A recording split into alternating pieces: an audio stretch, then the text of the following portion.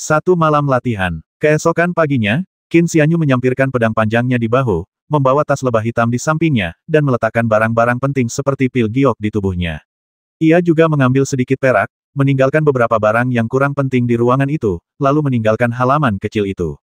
Pencarian pedang giok dan penyelidikan penyakit orang tuaku saat ini terhenti, tanpa petunjuk yang tersedia, jadi kita kesampingkan dulu. Soal pertunangan, itu tidak terlalu penting, dan kita tidak tahu di mana putri keluarga Sangguan berada, tidak ada tempat untuk mencarinya. Setelah pertimbangan matang, saya putuskan untuk pergi ke kediaman Perdana Menteri di ibu kota terlebih dahulu untuk menanyakan perkembangan tanaman obat saya. Setelah meninggalkan halaman dan mengetahui lokasi kediaman Perdana Menteri, Qin Xianyu menuju ke sana. Setelah berbelok di satu jalan, mereka bertemu dengan seorang pria yang tengah bergegas menuju apotek. Bukankah ini penjaga gerbang yang sama yang menghentikan saya tadi malam? Guo Ping. Qin Xianyu tidak terlalu peduli. Saat hendak pergi, ia melihat Guo Ping di apotek mengambil resep dan membacakan daftar ramuan obat. Karena pernah belajar kedokteran, ia tak kuasa menahan rasa ingin tahu. Maka ia berhenti sejenak dan mendengarkan sebelum menebak-nebak ramuan obat ini sepertinya untuk mengobati penyakit. Qin Xianyu merenung dan berkata, dilihat dari kombinasi bahan obatnya, resep ini seharusnya untuk mengobati orang tua. Mungkinkah orang tuanya terkena flu atau semacamnya? Dilihat dari dosis bahan obat yang dia laporkan, penyakitnya tampaknya cukup serius.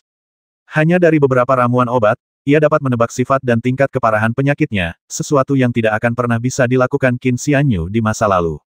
Namun, sejak ia mulai berlatih Dao, pendengaran dan penglihatannya tidak hanya membaik, tetapi pemahamannya juga tampak jauh lebih tajam. Ia dapat dengan mudah mengingat keterampilan medis yang telah dipelajarinya sebelumnya, tanpa melupakannya, dan bahkan dapat mengintegrasikan dan menerapkannya. Sejak saya mulai mempraktikkan Taoisme, saya tidak pernah terganggu oleh hal-hal eksternal. Sebaliknya, keterampilan medis saya tampaknya telah meningkat pesat. Banyak hal yang sulit ditebak di masa lalu kini dapat dengan mudah dipahami setelah dipertimbangkan dengan saksama. Setelah menyadari kemajuan dalam keterampilan medisnya, Qin Xianyu tidak dapat menahan perasaan senang. Dia menepuk ujung jubah tahunnya dan berjalan lurus ke depan. Aku baru berjalan beberapa langkah ketika tiba-tiba aku mendengar beberapa bisikan. Indra perasa Qin Xianyu jauh lebih tajam daripada orang biasa, terutama karena ia telah menguasai teknik gangsa. Meskipun bisikan-bisikan itu datang dari balik balai pengobatan, ia tetap mendengarkan dengan saksama. Sebuah suara berat berkata, tanduk ikan mas dalam resep ini persediaannya terbatas. Anda bisa menggantinya dengan akar pohon yang layu, efeknya akan serupa. Suara lain yang lebih muda berkata, itu tidak benar, kita masih punya banyak tanduk ikan bluefish. Omong kosong apa yang kau ucapkan, cepat ganti obatnya. Suara berat itu mendengus beberapa kali, lalu bergumam sendiri. Tanduk ikan mas itu harganya lebih dari 20 koin perak, dan akar pohon yang layu itu hanya 2 koin perak. Lagi pula, efeknya sama saja, jadi tak masalah kalau diganti. Praktik penggantian jamu mahal dengan yang lebih murah seperti ini sebenarnya cukup umum di apotek. Selama tidak ada yang meninggal, umumnya tidak ada masalah besar. Meskipun tanduk ikan mas rumput dan akar pohon layu memiliki khasiat obat yang serupa, tanduk ikan mas rumput lebih manjur, sementara akar pohon layu lebih lemah dan lebih mungkin menyebabkan stasis darah, yang sangat berbahaya bagi tubuh. Berdasarkan resep, tanduk ikan mas rumput lebih bermanfaat, sementara akar pohon layu merugikan. Qin Xianyu mengerutkan kening dan berdiri di sana untuk waktu yang lama. Di dalam apotek, Guo Ping melihat beberapa ramuan obat yang sedang dibungkus dan tiba-tiba menyadari ada yang tidak beres. Ia mengerutkan kening dan berkata, ada yang tidak beres dengan ramuan ini. Terakhir kali, beberapa ramuan memiliki akar pohon hijau, tetapi mengapa mereka tidak ada di sini? Si penjual terbatuk dan berkata, tanduk ikan mas terbuat dari akar pohon, dan warnanya akan berubah jika dibiarkan terlalu lama. Lihatlah akar pohon ini, warnanya sama saja, hanya saja warnanya tidak terlalu cerah. Ngomong-ngomong, bahan obat lebih baik jika sudah tua dan disimpan lama. Guo Ping mengangguk. Saat itu, sebuah suara terkekeh pelan, apakah kamu tidak takut obatnya terlalu kuat dan bisa menghabisi seseorang? Ekspresi penjaga toko berubah sedikit. Kemarahan Guo Ping berkobar, dan wajahnya menjadi muram ketika melihat pendeta Tao muda yang kasar itu.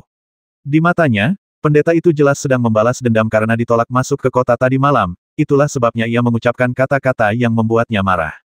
Qin Xianyu hanya tersenyum dan bergumam dalam hati, akar pohon layu itu lumayan, tapi nilainya 10 kali lebih rendah daripada tanduk ikan biru, dan khasiatnya juga jauh lebih rendah.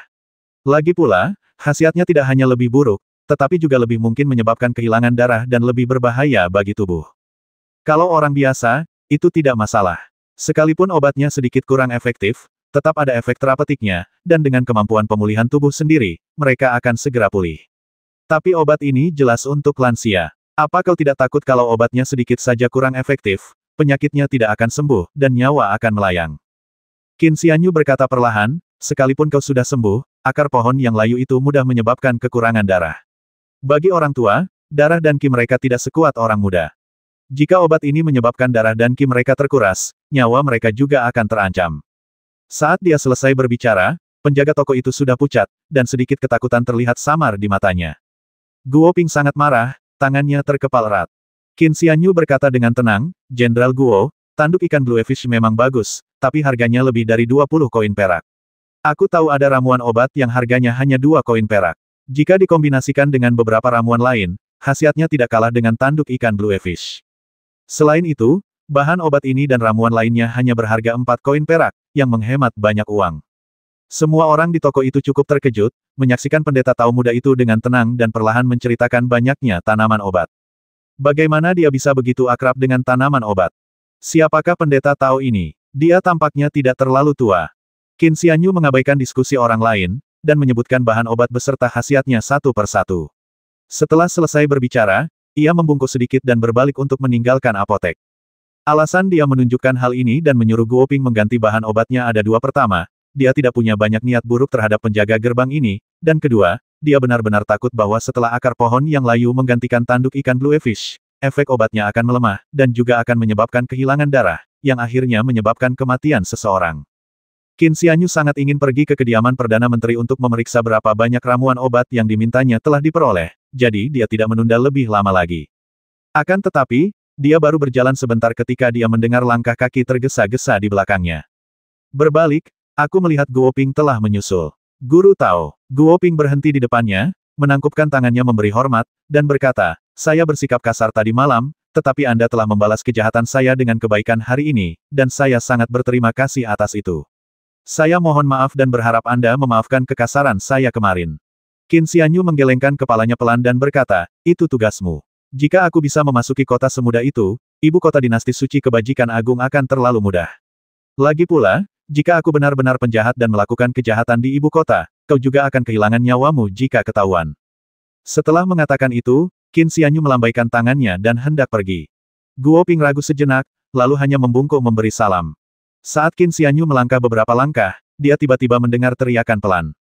Hai, Pendeta Tao, berhenti di situ. Akhirnya, aku menangkapmu. Serahkan catatan nona ketujuh. Pendatang baru itu adalah seorang pemuda berkulit cerah dan berwajah berminyak. Ia mengenakan jubah brokat, sepatu bot putih, dan liontin giok. Seharusnya ia cukup gagah, tetapi sayangnya, temperamennya agak kurang, membuatnya tampak agak dangkal. Qin Xianyu merasa bahwa orang ini tampak agak familiar, dan mengingat apa yang baru saja dikatakannya, dia menduga bahwa orang ini pastilah salah satu tuan muda di dekat parit tadi malam. Dasar pendeta Tao kecil, kau benar-benar mencoba membodohi kami dengan surat yang ditulis kupu-kupu malam itu. Kata pemuda berjubah brokat dengan marah. Akhirnya kami bertemu denganmu. Serahkan surat itu sekarang, dan aku tidak akan mempersulitmu. Aku hanya akan mematahkan salah satu lenganmu. Qin Xianyu tersenyum dan menganggapnya cukup lucu. Melihat dermawannya dalam kesulitan, Guo Ping bergegas maju dan berdiri di depan Qin Xianyu, berkata kepada Tuan Muda Zhou, apa tidak ada hukum di siang bolong lagi pula, saya ini wakil jenderal garnisun. Kalau Anda mau melanggar hukum dan bertindak gegabah, Anda salah. Tuan Muda Zhou memiringkan kepalanya dan mengamatinya, lalu mencibir, penjaga gerbang biasa bisa menjadi letnan jenderal bahkan jika kau seorang jenderal, sebaiknya kau pikir-pikir dulu sebelum aku melakukannya. Ayahku adalah menteri perang, cocok untuk berurusan dengan kalian, prajurit biasa. Jika kau tahu apa yang terbaik untukmu, keluarlah dari sini, atau kau akan kehilangan pekerjaanmu di ketentaraan. Ekspresi Guo Ping sedikit berubah, tetapi sebagai orang yang terus terang, ia tidak menyerah. Ia menggertakkan gigi dan berkata, sekalipun menteri sendiri, kita tetap harus bersikap masuk akal, kan? Pemikiran, Tuan Muda Zhou terkekeh, menunjuk ke belakang, dan berkata, beri dia pelajaran. Seorang pria parubaya muncul dari belakang dan menerjang Guo Ping dengan satu langkah. Guo Ping berasal dari keluarga miskin, dan untuk menjadi letnan jenderal garnisun, ia secara alami memiliki keterampilan bela diri. Meskipun ia tidak bisa mengolah energi internal, ia masih kesulitan mengalirkan ki dan darahnya. Dengan sedikit membungkukkan langkah kakinya, ia berdiri kokoh di posisinya dan melakukan kontak dengan lawannya. Karena ibu kota berada di bawah hidung kaisar, tidaklah tepat untuk mengambil tindakan secara langsung, jadi keduanya hanya menguji kekuatan mereka. Meskipun Qin Xianyu sering bertemu dengan para ahli energi internal, mereka hanya ditemukan di antara pejabat tinggi seperti Lu Qing, Ye Qing, dan Tuan Liu. Meskipun Tuan Muda Zhou ini berasal dari keluarga menteri perang, ia sendiri bukanlah menteri perang, jadi wajar saja jika ia tidak memiliki ahli energi internal di sisinya. Pria parubaya ini juga memiliki tingkat kultivasi sirkulasi qi dan darah. Bagi praktisi bela diri biasa, kemampuan mengedarkan qi dan darah sudah cukup menjadikan mereka ahli bela diri. Keduanya, masing-masing dengan lengan dan bahu saling berpegangan, mengalirkan qi dan darah mereka, wajah mereka memerah. Kau punya keterampilan? Tuan Muda Zhou mencibir, lalu dengan lambaian tangannya, dua pria di belakangnya melangkah maju. Keterampilan mengedarkan qi dan darah dianggap sebagai salah satu tingkat tertinggi, dan tidak terlalu umum. Di antara Tuan Muda Zhou, hanya pria parubaya yang mampu mengedarkan qi dan darah. Keduanya adalah seniman bela diri yang telah mengasah tulang dan otot mereka, dan mereka tidak mampu mengedarkan qi dan darah. Selain kedua praktisi bela diri ini yang jelas telah mengasah keterampilan mereka dan berlatih sikap, para pelayan lainnya juga kuat dan sehat, dan mereka semua tumbuh bersama-sama. Tuan Muda Zhou terkekeh dan berkata, "Bawa pendeta Tao ini turun, geledah dia, dan patahkan tulang tangannya saat kau melakukannya." Qin Xianyu terkekeh dan berkata, "Hanya sesuatu yang kulakukan di waktu luang." Begitu ia selesai berbicara, seorang seniman bela diri melangkah maju. Meskipun ia tidak dapat mengolah kemampuan sirkulasi qi dan darah, langkahnya mantap, serangannya kuat, dan keterampilan bela dirinya cukup solid. Tetapi ketika dia menyentuh jubah Tao Qin Xianyu, ekspresinya tiba-tiba berubah, dan dia hampir meninggalkan tanah, terbang mundur lebih dari 10 kaki. Wajah lelaki itu tampak terkejut, berubah pucat lalu memerah. Orang lain melakukan hal yang sama begitu dia menyentuh jubah Tao Qin Xianyu, dia langsung terbang mundur, seolah-olah tubuhnya akan terbang, mundur lebih dari 10 kaki. Adapun para pelayan lainnya, Qin Xianyu hanya melambaikan tangannya, dan lengan jubah Tao-nya berkibar melewati matanya, menyebabkan semua pelayan jatuh ke tanah.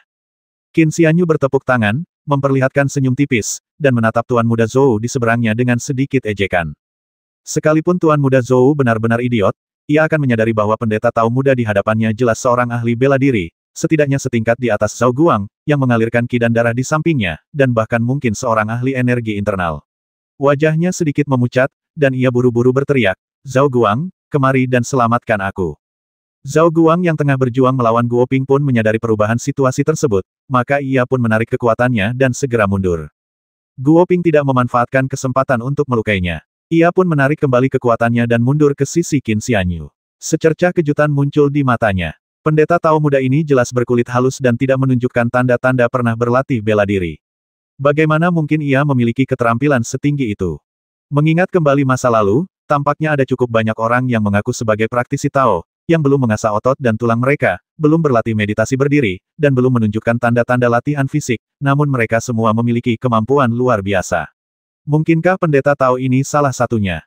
Guo Ping memandangi para pelayan yang tergeletak di tanah, lalu kedua seniman bela diri yang kuat itu, dan setelah berpikir sejenak, ia menyimpulkan bahwa ia tidak memiliki kemampuan untuk mengalahkan kelompok ini dengan mudah. Dengan kata lain, seni bela diri pemuda Tao itu tampaknya lebih unggul daripada dirinya sendiri. Guo Ping terkejut. Ia juga seorang pemuda, dan mampu mengolah serta mengalirkan qi dan darah sudah merupakan prestasi langka di ketentaraan. Ia belum pernah mengakui kekalahan di hadapan para pahlawan muda di dunia seni bela diri.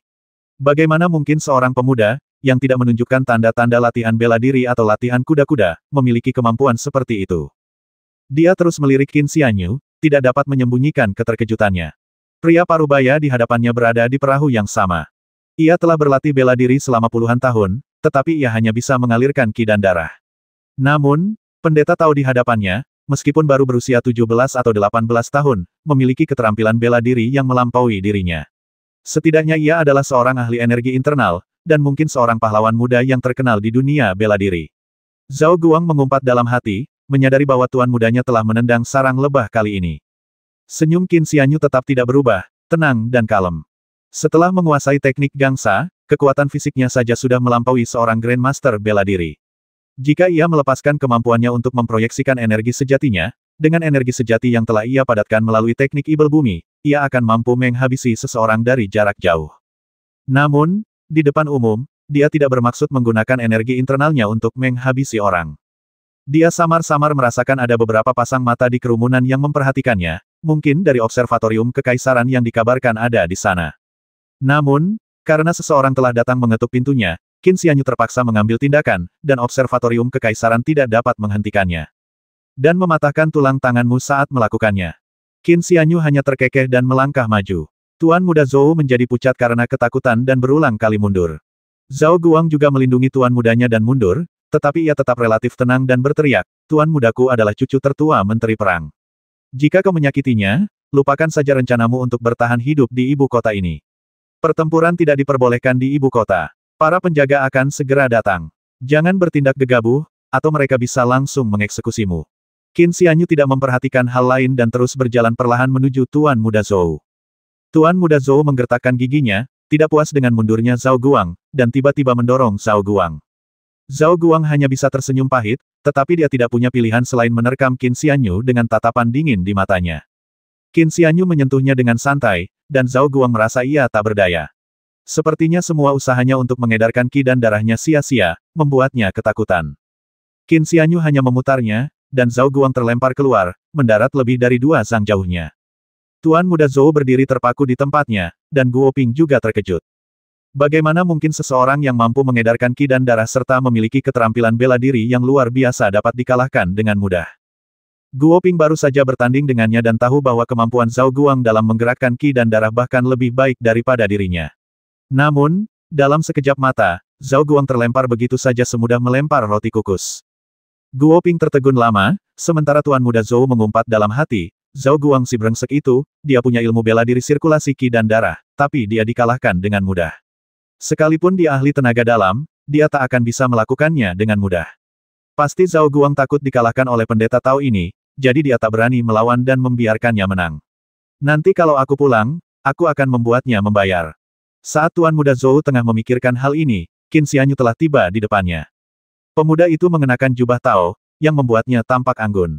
Senyum tersungging di wajahnya, tanpa permusuhan. Sebaliknya, ia tampak tampan dan tak berbahaya. Dilihat dari betapa sombongnya Tuan Muda Zhou, dia pasti telah melakukan banyak kejahatan di masa lalu, kan? Qin Xianyu tertawa dan berkata, Tuan Muda Zhou, berapa banyak wanita tak berdosa yang telah kau lukai dan berapa banyak tulang tak berdosa yang telah kau patahkan jika kau tertarik, ceritakan satu persatu. Aku juga bersedia mendengarkan. Tuan Muda Zhou menelan ludah, tidak dapat berbicara, dan hanya menggelengkan kepalanya berulang kali. Lupakan saja, aku tidak akan memaksamu.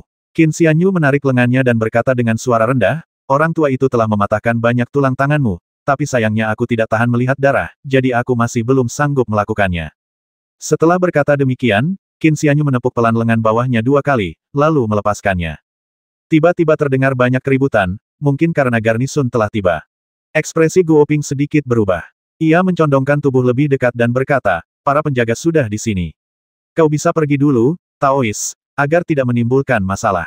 Aku akan menjelaskan semuanya dengan jelas di sini dan tidak akan membiarkan mereka memutarbalikkan fakta, tetapi akan lebih baik jika kau pergi dulu. Qin Xianyu menepuk pundaknya dan terkekeh, kalau begitu aku serahkan urusan bersih-bersih padamu. Setelah berkata demikian, dia perlahan-lahan pergi, langkahnya tidak tergesa-gesa maupun lambat. Guo Ping akhirnya menghela napas lega. Melihat para penjaga mendekat, Tuan Muda Zhou meraung dan membentak Zhao Guang, bantu aku kembali. Aku akan membuat pendeta Tao ini membayar mahal. Aku tak akan puas sampai aku melampiaskan amarahku. Zhao Guang, yang masih pusing karena jatuh, baru saja bangun ketika mendengar tuan mudanya berkata akan membuat masalah bagi pendeta Tao itu.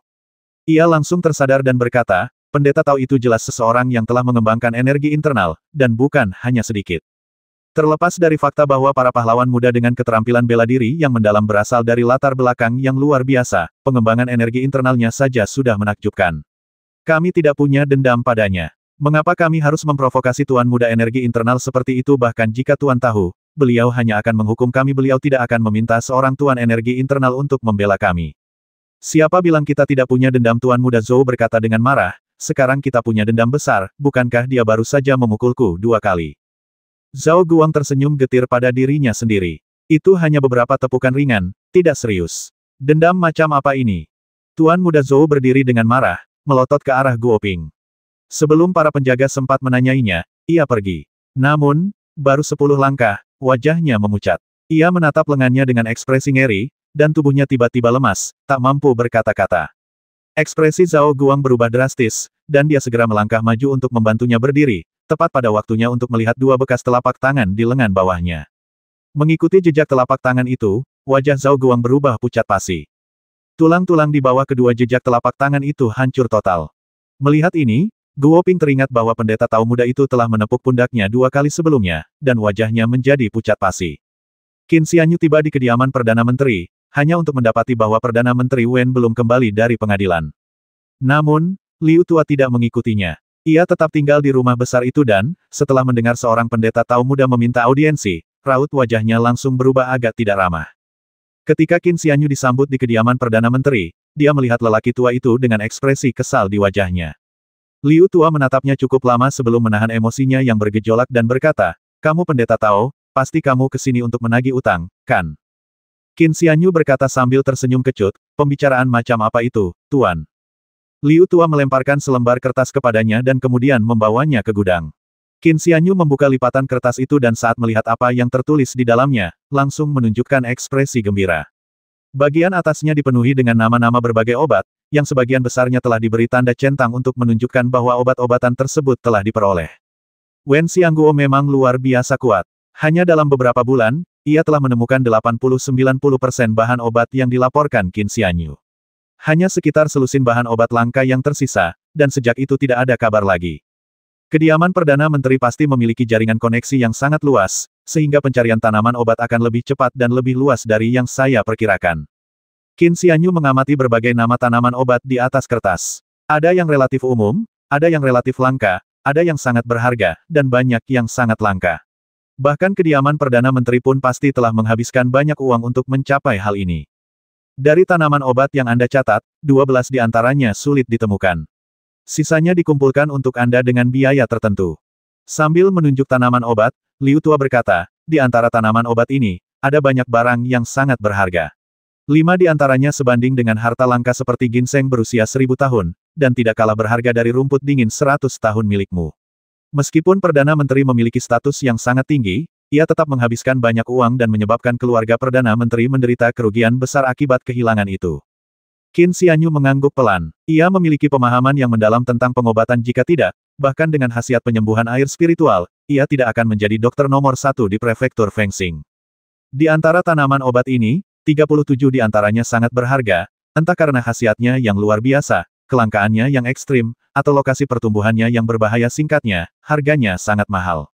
5 di antaranya, sebagaimana dinyatakan Penatua Liu, sebanding dengan harta karun langka seperti ginseng berusia ribuan tahun, meskipun tidak selangka tanaman berusia 100 tahun, keduanya tidak jauh berbeda. Meskipun rumput musim dingin berusia 100 tahun sangat langka dan jarang ditemukan, ia bukanlah obat mujarab, dan nilainya selalu terbatas. Jika kita mengesampingkan herba obat lainnya, kelima herba ini saja jauh melampaui nilai rumput musim dingin berusia 100 tahun. Qin Xianyu tahu bahwa ia hanya mengorbankan rumput dingin 100 tahun, namun hal itu telah menyebabkan pukulan berat bagi kediaman Perdana Menteri, yang telah membuat Pak Tua Liu merasa sedikit sakit hati.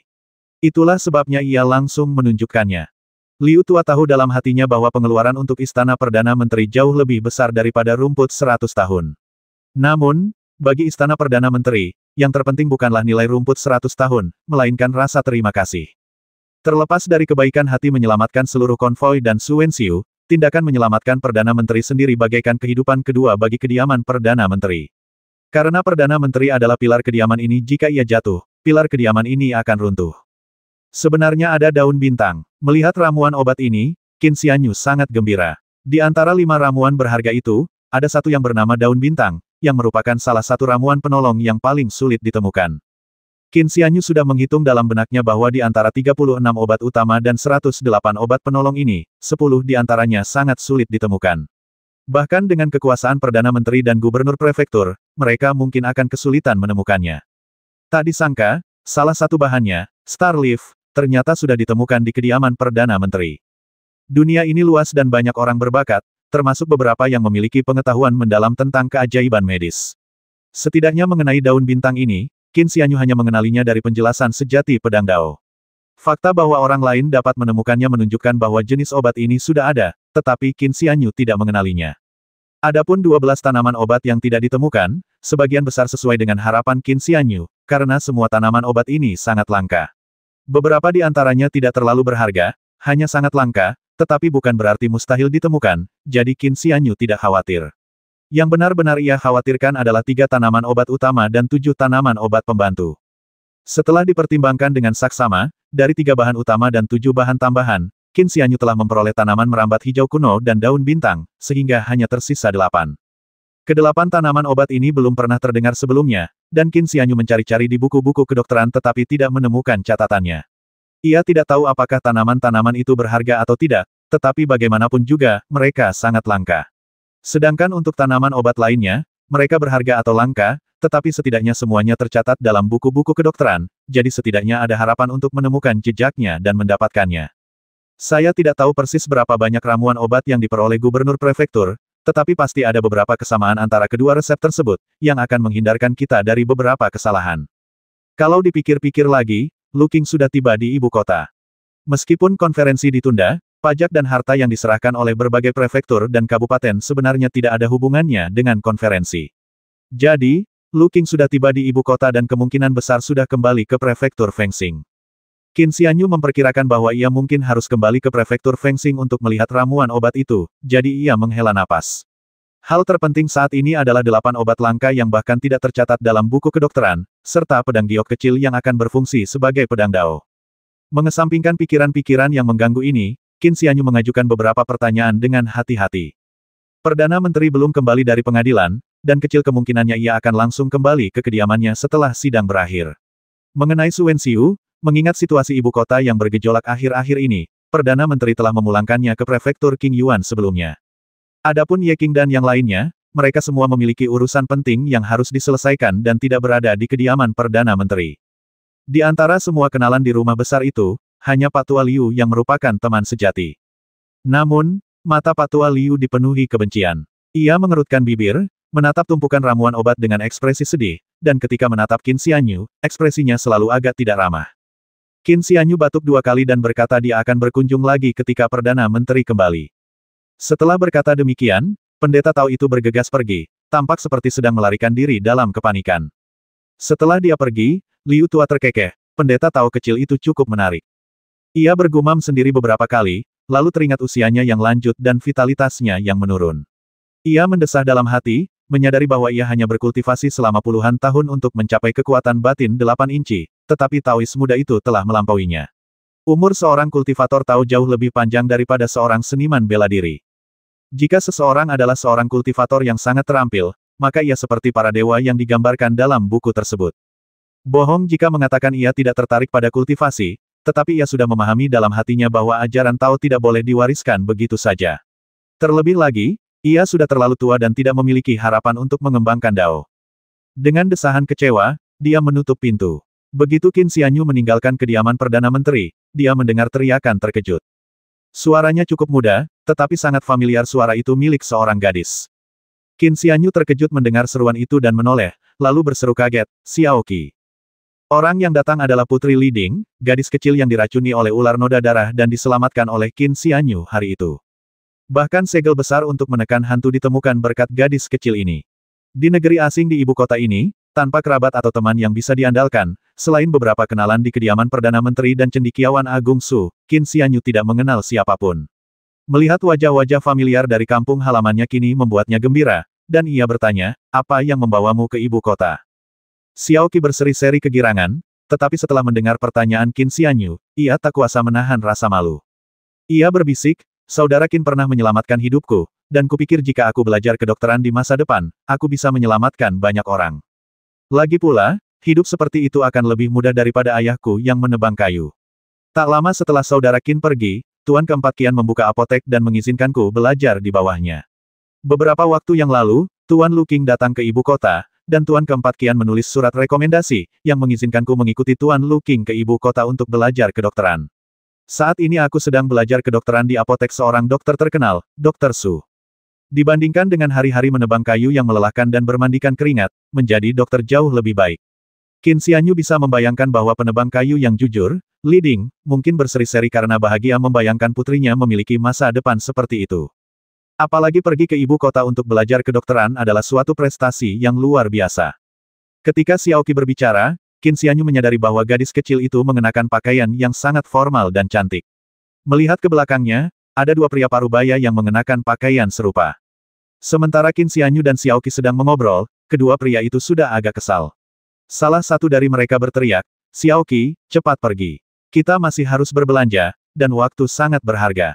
Xiaoqi tersenyum meminta maaf kepada orang-orang di belakangnya sebelum berkata kepada Qin Xianyu, keduanya adalah dokter dari apotek.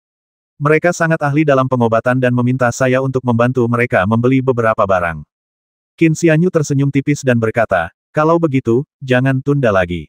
Sekarang aku tahu kau juga ada di ibu kota, aku akan datang menemuimu nanti." Xiaoqi bersenandung dua kali, seolah masih ada yang ingin dikatakannya, tetapi kedua dokter di belakangnya sudah tidak sabar. Melihat kedua tabib di belakangnya mulai tidak sabar, Xiaoqi buru-buru berkata kepadanya, "Saya pergi ke ibu kota bersama Tuan Luking." Sebelum pergi, sepertinya beliau meninggalkan setumpuk ramuan obat, yang disimpan di apotek atas nama gubernur prefektur.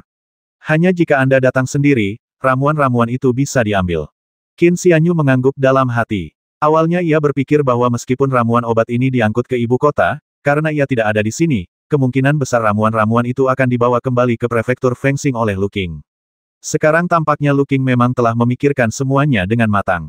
Mengetahui bahwa ia akan datang ke ibu kota, ia telah menyegel ramuan obat ini di ibu kota, menunggu Luking mengambilnya kembali. Qin Xianyu menepuk kepalanya dan berkata sambil tersenyum, "Kalau begitu, aku akan mengambilnya nanti." Xiaoqi bersenandung tanda setuju, lalu tiba-tiba teringat sesuatu, tersenyum licik, dan berkata, "Aku punya sesuatu yang lain di sini." Qin Xianyu bertanya, "Apa?" "Ini surat yang diminta Nona Liu untuk dibawakan oleh Tuan Luking, tetapi Tuan Luking tidak melihatmu datang ke ibu kota ketika beliau kembali, jadi beliau menitipkannya padaku." Xiaoqi mengeluarkan sebuah surat dari dadanya dan menyerahkannya kepada Qin Xianyu, sambil terkikik, "Aku takut kehilangan surat ini, jadi aku menyimpannya selama ini. Tapi jangan khawatir, Saudara Qin, aku tidak melihatnya." Dengan sekejap, gadis kecil itu berlari di belakangnya, takut kedua dokter itu akan menunggu terlalu lama. Qin Xianyu menundukkan kepalanya, menatap kosong ke arah surat di tangannya untuk waktu yang lama. Dia tidak membuka surat itu sampai beberapa waktu berlalu. Tiba-tiba dia berhenti sebentar, tampak sedikit mengerutkan kening. Rasa gelisah samar-samar merayapi hatiku. "Xiaoqi." Qin Xianyu terkejut dan melangkah maju, bergegas menuju ke arah Xiaoqi ditinggalkan. Dia melakukan perjalanan cepat menggunakan Cicada Wing Step, melewati jalan sempit dan melepaskan akal sehatnya untuk mengetahui di mana Xiaoqi berada. Untung saja Tuan Muda Zhou menginginkanmu menjadi selirnya, tapi kau bersikeras menolak. Kau hanya putri seorang penebang kayu. Memangnya kenapa kalau kau direkomendasikan oleh mantan tabib istana, Tuan Qian setelah pensiun ke kampung halamannya, dia hanyalah seorang pria tua biasa tanpa jabatan resmi. Bagaimana mungkin dia bisa menyusahkan Tuan Muda Zhou? Jangan berpikir kau bisa lolos dari Tuan Muda Zhou hanya karena kau baru saja bertemu dengan seorang wanita muda kaya. Wanita-wanita muda kaya itu adalah pelayan yang paling pelupa sepertimu. Mereka akan melupakanmu setelah beberapa hari. Sebaiknya kau pergi ke keluarga Zhou dengan patuh. Tempat ini agak terpencil, dan itu adalah rumah salah satu dari mereka. Mulut Xiaoqi disumpal, tangannya diikat, dan ketakutan memenuhi matanya. Salah satu dokter terkekeh dan berkata, "Tuan Su, kami menerima Anda di apotek karena pertimbangan persahabatannya dengan Tuan keempat Qian, yang telah mengizinkan Anda belajar kedokteran. Beliau bahkan menyinggung putra menteri perang demi Anda. Beliau telah melakukan segala yang beliau bisa. Namun, kami berdua tidak punya nyali untuk menolak Tuan Muda Zhou seperti Tuan Su. Lagi pula, tawaran Tuan Muda Zhou sangat murah hati. Jika kami menculik Anda, kami pasti akan mendapatkan banyak uang, dan Anda bahkan mungkin bisa menjadi tabib istana." Dokter lain tertawa agak cabul, "Ngomong-ngomong, selera Tuan Muda Zhou agak berat. Gadis kecil ini masih remaja, tubuhnya bahkan belum sepenuhnya berkembang, dan dia bersikeras untuk menerimanya kembali sebagai selir." Mata Xiaoqi menampakkan ketakutan yang amat sangat, dan dengan mulutnya yang tersumpal, dia hanya bisa merintih tak jelas. Kedua dokter itu kemudian mulai berbicara lagi. Salah satu dari mereka berkata, "Apa yang harus kita lakukan sekarang?" Yang lain menjawab, "Seseorang akan datang dan membawa gadis ini pergi malam ini. Sedangkan untuk Tuan Su, selama beliau memiliki koneksi menteri perang, tidak perlu khawatir. Meskipun Tuan Su dulunya adalah tabib istana yang sangat dihormati, beliau sekarang hanyalah tabib biasa tanpa gelar resmi. Sekalipun beliau memiliki beberapa koneksi, koneksi tersebut tidak seberharga gelar menteri perang." Setelah bertukar beberapa kata, keduanya menyadari bahwa pihak lain agak gelisah, karena perdagangan manusia melanggar hukum, terutama karena ini adalah ibu kota. Keduanya menelan ludah, sambil berpikir dalam hati, tidak apa-apa. Saat itu, ekspresi kegembiraan muncul di mata Xiaoqi. Keduanya langsung terkejut dan melihat ke arah pintu. Seseorang berjalan perlahan masuk melalui pintu. Pendatang baru itu hanyalah seorang pemuda, mengenakan jubah Tao, dengan sedikit amarah di antara alisnya. Ketika melihat pendatang baru itu ternyata masih remaja, mereka berdua menghela napas lega, bertukar pandang, dan menerkamnya, bermaksud untuk menjatuhkannya lalu menghabisinya untuk membungkamnya. Namun pendeta Tao muda itu hanya mengangkat tangannya. Lalu angin kencang bertiup, debu dan angin berputar, kekuatan yang tak terhentikan. Keduanya merasakan angin kencang berhembus di depan mereka, seperti ombak, lalu tubuh mereka berdua terlempar ke udara dan jatuh beberapa kaki ke belakang, menyebabkan mereka pusing dan patah tulang. Qin Xianyu berbalik dan menutup pintu. Tiba-tiba, ia menghunus pedangnya dan memotong tali yang mengikat Xiaoqi. Kemudian ia menghela napas kepada mereka berdua, aku sudah lama merasa ada yang tidak beres. Jika aku tidak merasa gelisah sebelumnya, aku pasti sudah melewatkan kesempatan ini. Kalian berdua tadi agak tidak sabaran dengan Xiaoqi, yang jelas-jelas menunjukkan kalian tidak suka gadis ini. Kenapa kalian mengajaknya keluar? Sudah jadi aturan tak tertulis dalam berbelanja bahwa kalian boleh meraup untung, tapi tidak mudah untuk mengatakannya secara langsung. Tapi, jelas tidak pantas bagi kalian mengajak gadis yang agak menyebalkan untuk berbelanja. Tapi aku tidak pernah membayangkan kau benar-benar ingin menangkap gadis semuda itu dan memberikannya kepada seseorang sebagai selir. Qin Xianyu berjalan mendekati mereka berdua, menatap mereka, dan mendesah perlahan, gadis kecil ini baru berusia 13 tahun. Keduanya tampak ketakutan, dan ketika mereka mengingat hembusan angin yang tiba-tiba, mereka menjadi pucat karena ketakutan. Qin Xianyu mencengkeram pedangnya, lalu tiba-tiba menyadari kehadiran Xiaoqi. Adegan itu terlalu berdarah. Ia menyarungkan pedangnya, sedikit berjongkok, dan bersiap menghabisi dengan tangan kosong. Apa yang ingin Anda lakukan? Kami adalah orang-orang menteri perang. Kami di sini untuk melayani Tuan Muda Zhou. Akan menjadi suatu kehormatan besar bagi gadis kecil itu untuk menjadi selirnya. Mereka berdua menjejakkan diri di tanah dan segera mundur. Sang dokter begitu ketakutan hingga hampir berteriak, ini ibu kota, di bawah hidung kaisar. Apa yang ingin kau lakukan jika kau menghabisi seseorang, kau akan dihukum. Lagi pula, kami bekerja untuk menteri. Jika kau benar-benar menghabisi kami, istana menteri tidak akan membiarkanmu lolos. Qin Xianyu berhenti sebentar. Kedua pria itu mengira dia bersikap hati-hati dan menghela napas lega. Qin Xianyu dengan tenang bertanya, cucu menteri perang, tuan muda keluarga Zhou. Kedua tabib itu mengangguk serempak, dan tabib yang tadi ketakutan pun buru-buru mengangguk pula sambil berkata, ini tuan muda Zhou. Untungnya, menteri perang adalah tokoh ternama, dan pendeta Tao itu jelas telah mendengar reputasi tuan muda Zhou. Jadi, ia takut dengan kediaman menteri, yang berarti nyawa mereka berdua bisa diselamatkan. Tepat saat mereka berdua sedang memikirkan hal ini, mereka mendengar sang Taois mengangkat alis dan bergumam dalam hati, jadi itu dia. Seandainya aku tahu, aku seharusnya tidak mematahkan tulang lengannya begitu saja, tapi menghabisinya langsung. Mereka berdua, yang baru saja mulai merasa lega, langsung jatuh ke dasar. Bahkan tulang guru Zhou pun hancur olehnya. Dia benar-benar ingin menghabisi seseorang. Qin Xianyu bergumam pada dirinya sendiri, lalu berhenti berbicara dan menekankan tangannya ke arah kepala kedua pria itu. Dengan kekuatannya, dia dapat dengan mudah menghancurkan kepala kedua pria tersebut. Namun, saat Qin Xianyu hendak bergerak, tiba-tiba hembusan angin bertiup dari belakang. Sebuah suara mendesis, berhenti. Qin Xianyu mengabaikan mereka, meletakkan telapak tangannya di kepala mereka, dan melepaskan kekuatannya, menyebabkan tengkorak mereka runtuh. Meskipun tidak ada darah, mereka sudah mati. Setelah menghabisi kedua pria itu, hembusan angin di belakang mereka juga datang. Qin Xianyu hanya bergoyang, menyebabkan hembusan angin meleset dari sasarannya. Sebagai seorang kultivator, kau telah melanggar aturan dan menghabisi orang dengan kejam. Hari ini, aku akan mengadilimu. Pendatang baru itu adalah seorang pria berusia awal 50-an dengan tatapan dingin. Ia berkata dengan tegas, beraninya kau menghabisi seseorang di ibu kota, memamerkan metode kultivasi Taomu, dan memperlakukan observatorium kekaisaranku seperti sampah jika aku tidak menghabisimu. Pendeta Tao, hari ini, bagaimana aku bisa mempertahankan otoritas observatorium kekaisaranku? Seperti dugaanku, mereka dari observatorium kekaisaran. Mereka tiba dengan sangat cepat. Pikiran ini terlintas di benak Qin Xianyu sebelum ia menunjuk Xiaoqi dan berkata dengan tenang, bukankah kau juga memamerkan sihirmu di depan orang lain? Wajah lelaki itu langsung berubah jelek, dan dia berkata dengan suara dingin, itu hanya kecanggihan. Mengajak bicara omong kosong tanya Qin Xianyu, apa kau berharap aku melihat gadis ini diculik? Ini urusan duniawi. Ibu kota punya hukum dan penegak hukumnya sendiri. Pria itu berkata dengan dingin, kau melukai tuan muda keluarga Zhou tadi. Pertama, kau tidak menghabisinya, dan kedua, dia yang memprovokasiku duluan, jadi aku tidak mau ikut campur. Namun, kau, Tao kecil, telah membuat masalah di mana-mana. Ini bukan urusanmu, juga bukan urusanku sebagai seorang Tao. Kau bertindak gegabah, bahkan merenggut nyawa, yang merupakan pelanggaran aturan. Mereka terus melanjutkan aksinya meskipun saya sudah memerintahkannya, yang menunjukkan ketidakhormatan yang nyata terhadap observatorium kekaisaran. Jika kami tidak menangkapmu hari ini, itu akan memberi banyak petani di ibu kota alasan untuk mengambil tindakan. Sambil berkata demikian, dia menjentikkan lengan bajunya dan menuju ke arah Qin Xianyu. Qin Xianyu sedikit mengernyit dan dengan lembut menghunus pedangnya. Pada saat itu, sebuah suara dingin berkata perlahan, menurutku mereka berdua pantas mati. Qin Xianyu dan pria dari observatorium kekaisaran berhenti berkelahi dan berbalik untuk melihat, hanya untuk melihat seorang gadis berpakaian merah berdiri di pintu. Gadis itu tampak berusia sekitar 16 atau 17 tahun, dengan fitur-fitur halus dan rambut hitam yang tergerai. Matanya berbentuk almond, hidungnya mancung, bibirnya semerah ceri, dan kulitnya yang putih dan bercahaya, sebening dan sekilap batu giok. Pakaian merahnya sangat cocok untuknya, membuatnya tampak sangat tinggi.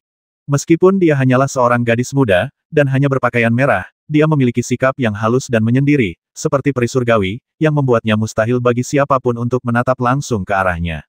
Gadis itu melirik kedua orang yang sedang berhadapan di tengah arena, lalu mengabaikan mereka, tatapannya jatuh pada Xiaoqi. Ia memanggil dengan lembut, "Xiaoqi, kemarilah." Ketika Xiaoqi melihat gadis itu, dia langsung menunjukkan kegembiraan, memanggil kakak sekali, dan berlari ke depan. Qin Xianyu melirik lelaki di hadapannya, yang kesombongannya telah sepenuhnya lenyap, dan juga menyarungkan pedang panjangnya. Pria itu menghela napas dan berkata, "Nona ketujuh, orang ini telah melanggar aturan dan harus dihukum. Tidak pantas bagimu untuk menghalangi saya seperti ini." Wanita berbaju merah itu hanya berkata, "Alasan Putra Menteri Perang menyerang Xiaoqi sebagian besar karena aku. Karena masalah ini bermula karena aku, tentu saja aku tidak bisa tinggal diam. Pendeta Tao ini menghabisi kedua orang ini untukku, menghemat tenagaku, tetapi pada akhirnya, seharusnya aku yang melakukannya."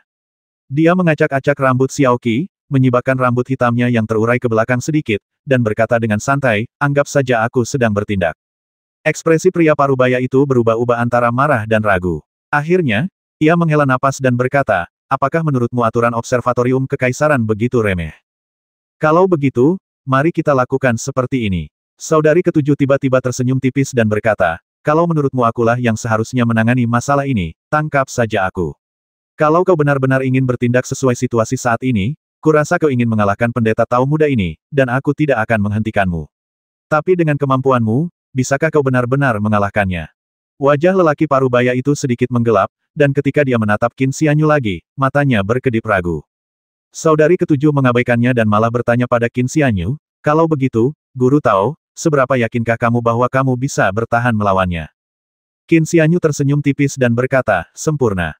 Wajah lelaki setengah baya itu pucat pasi, dan dia tampak agak marah. Saudari ketujuh tersenyum dan berkata, "Kata-kata Taois itu agak terlalu pasti." Qin Xianyu berkata dengan tenang, "Kultivasinya lebih rendah dariku, dan keterampilannya juga lebih rendah dariku." Tidak ada kesombongan atau arogansi dalam kata-katanya. Ia berbicara dengan tenang dan tenteram, hanya menyatakan fakta. Meskipun pria parubaya itu telah mencapai alam pemurnian Qi dan kultivasi Qi sejatinya tidak rendah, ia belum mencapai alam Gangsa. Di sisi lain, Qin Xianyu telah melampaui alam pemurnian Qi dan mencapai alam Gangsa, bahkan telah membuka 13 titik akupuntur di alam Sabumi. Setelah menempuh perjalanan jauh dari prefektur Qingyuan, Qin Xianyu, yang telah memasuki wilayah Gangsha, memiliki wawasan yang luar biasa. Ia memiliki kemampuan yang sebanding dengan teknik pengamatan Qi, yang memungkinkannya untuk memahami kedalaman kemampuan orang lain. Oleh karena itu, di sepanjang perjalanannya, ia bertemu dengan beberapa kultivator yang sedang menuju ibu kota. Karena observatorium kekaisaran memisahkan kultivasi Tao dari urusan duniawi, terdapat banyak praktisi seni bela diri tetapi sedikit praktisi Tao. Bahkan mereka yang mencoba berkultivasi sendiri pun merasa sulit untuk memulai, seringkali menyerah bahkan sebelum mereka dapat merasakan Qi. Oleh karena itu, dibandingkan dengan praktisi seni bela diri dari dinasti suci kebajikan agung, praktisi Tao sangatlah langka. Para kultivator memang sudah langka, tetapi mereka yang mampu mengubah Qi mereka dari eterik menjadi Qi sejati yang nyata bahkan lebih langka lagi. Bahkan setelah mengolah Qi sejati, mencapai titik pelepasannya secara eksternal membutuhkan akumulasi bertahun-tahun. Dan begitu Qi sejati dapat dilepaskan secara eksternal, memadatkan Qi jahat duniawi menjadi penuh bahaya. Kultivator yang dapat menguasai Gangsa sangat langka. Alam pemurnian Qi hanya merupakan titik masuk awal, sedangkan alam gangsa sudah merupakan tingkat penguasaan yang tinggi, melampaui seni bela diri biasa, mampu melepaskan teknik abadi dan kekuatan supernatural, benar-benar melangkah ke dalam jajaran makhluk abadi. Perbedaannya jelas terlihat. Ketika Qin Xianyu mengucapkan kata-kata ini, wajah pria parubaya itu semakin muram. Setelah mengamati lebih dekat, ia menyadari bahwa kulit pemuda itu halus, dan meskipun terdapat jejak ki sejati, jejak tersebut cukup dangkal, menunjukkan bahwa kultivasi ki sejatinya tidak tinggi. Namun, beraninya ia mengucapkan kata-kata sombong seperti itu. Kecuali seseorang berada di wilayah Gangsha, siapakah yang berani membuat klaim sombong seperti itu dan melampaui angka-angka observatorium kekaisaran? Tetapi bagaimana mungkin seseorang yang begitu muda menjadi orang yang kuat dan jahat? Mereka yang berkultivasi hingga tingkat Gangsa akan memiliki energi sejati yang dipenuhi dengan karakteristik Saki, energi sejati mereka bisa panas, dingin, putih, atau kebiruan, menampilkan berbagai warna yang tidak biasa. Namun, pemuda ini tampaknya masih memiliki energi sejati yang tidak berwarna. Pria parubaya itu mengamati situasi dengan saksama, tetapi tidak dapat memahami kedalamannya. Ia hanya membungkuk kepada suster ketujuh, lalu mundur. Begitu pihak lain pergi, Qin Xianyu menurunkan kewaspadaannya. Ki primordial bawaan saya berbeda dari ki sejati biasa. Meskipun telah dipadatkan menjadi ki ibel bumi, ia tetap tampak sama dan tidak membawa dinginnya ki ibel bumi yang menusuk tulang. Namun, tampaknya jauh lebih kuat. Dinginnya belum hilang, melainkan telah tertahan. Qin Xianyu berpikir dalam hati, energi sejatiku bagaikan asap putih, tidak seperti kekuatan magis orang biasa di alam Gangsa. Dengan begitu, orang-orang muda mengira aku seorang kultivator pemurni ki.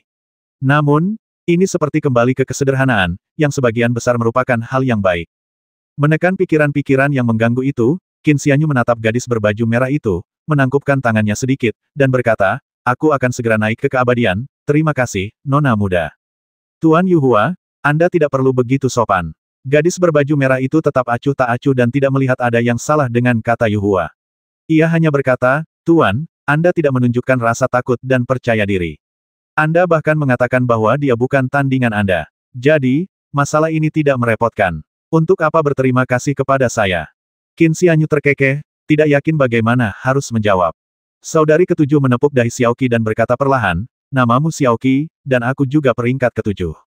Mungkin itu sebabnya kita begitu akrab. Putra menteri itu mungkin mengincarmu karena aku. Aku akan memberimu penjelasan untuk masalah ini. Setelah mengatakan itu, dia menatap Qin Xianyu dan berkata, konon, catatan yang kutinggalkan di lentera kemarin diperoleh oleh seorang pendeta Tao muda. Jadi, pasti jatuh ke tangan pendeta Tao itu. Qin Xianyu mengangguk sedikit dan berkata, di mana Dao Agung dapat ditemukan. Kakak ketujuh mendesah pelan, terdiam sejenak, lalu berkata, kau mendapatkan catatan di lentera itu dan menyelamatkan si kecil tujuh, jadi sepertinya kita punya semacam takdir. Besok ada pesta, jadi kau harus ikut denganku. Qin Xianyu hendak menolak ketika ia teringat bahwa ia tidak tahu apa-apa tentang ibu kota. Situasi ibu kota saat ini sepenuhnya bergantung pada kediaman Perdana Menteri dan Cendekiawan Agung Su, tetapi Perdana Menteri dan Cendekiawan Agung hanyalah orang biasa, bukan kultivator, jadi informasi mereka pasti tidak akurat. Mengikuti nona ketujuh ini sebenarnya akan sangat bermanfaat dalam memahami situasi ibu kota saat ini. Setelah ragu sejenak, Qin Xianyu mengangguk. Kakak ketujuh pergi tanpa bertanya di mana Qin Xianyu tinggal. Dia mengkhawatirkan Xiaoqi, jadi dia membawa gadis kecil itu bersamanya. Qin Xianyu tidak keberatan, hanya memberitahu Xiaoqi bahwa dia akan mengunjunginya ketika dia punya waktu.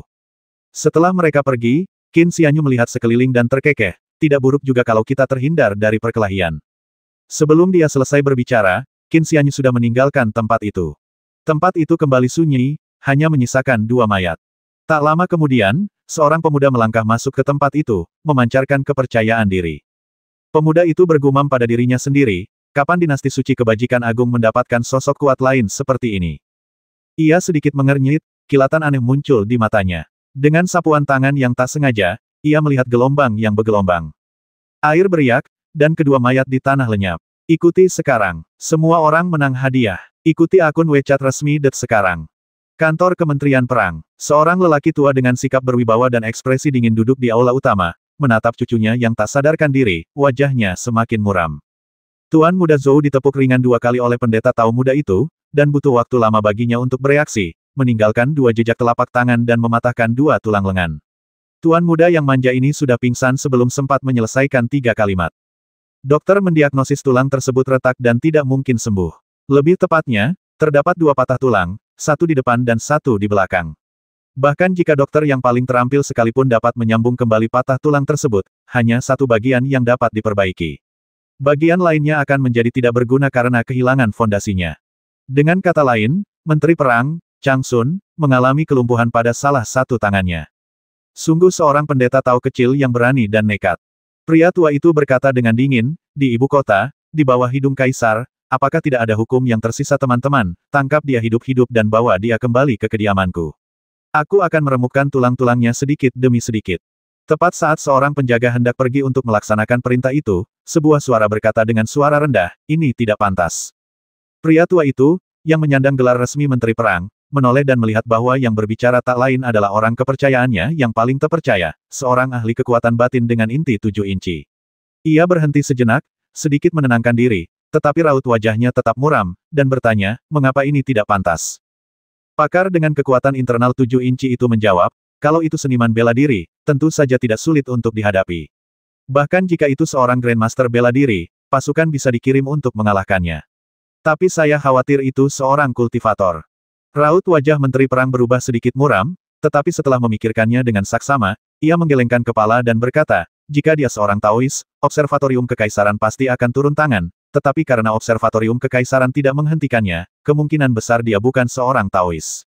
Banyak juga seniman bela diri di dunia seni bela diri yang suka mengenakan jubah Tao dan jubah biksu, dan beberapa seniman bela diri memang berasal dari kuil dan biara Tao.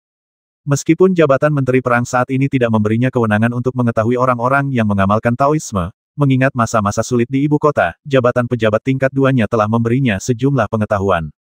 Ekspresinya agak serius, tetapi setelah pertimbangan yang cermat, dia tetap merasa bahwa karena Observatorium Kekaisaran belum mengambil tindakan, itu membuktikan bahwa pendeta Tao muda itu bukanlah seorang praktisi Tao dan karenanya tidak perlu dikhawatirkan. Pakar dengan kekuatan batin 7 inci itu mengerutkan kening dan berkata, tapi dia masih sangat muda. Entah dia seorang kultivator atau seniman bela diri, memiliki keterampilan seperti itu sebelum usia 20 menunjukkan bahwa dia sangat berbakat. Mungkin dia memiliki seorang guru yang membimbingnya. Belum lagi guru atau tetuanya, keterampilan pemuda itu saja sudah sangat mengerikan.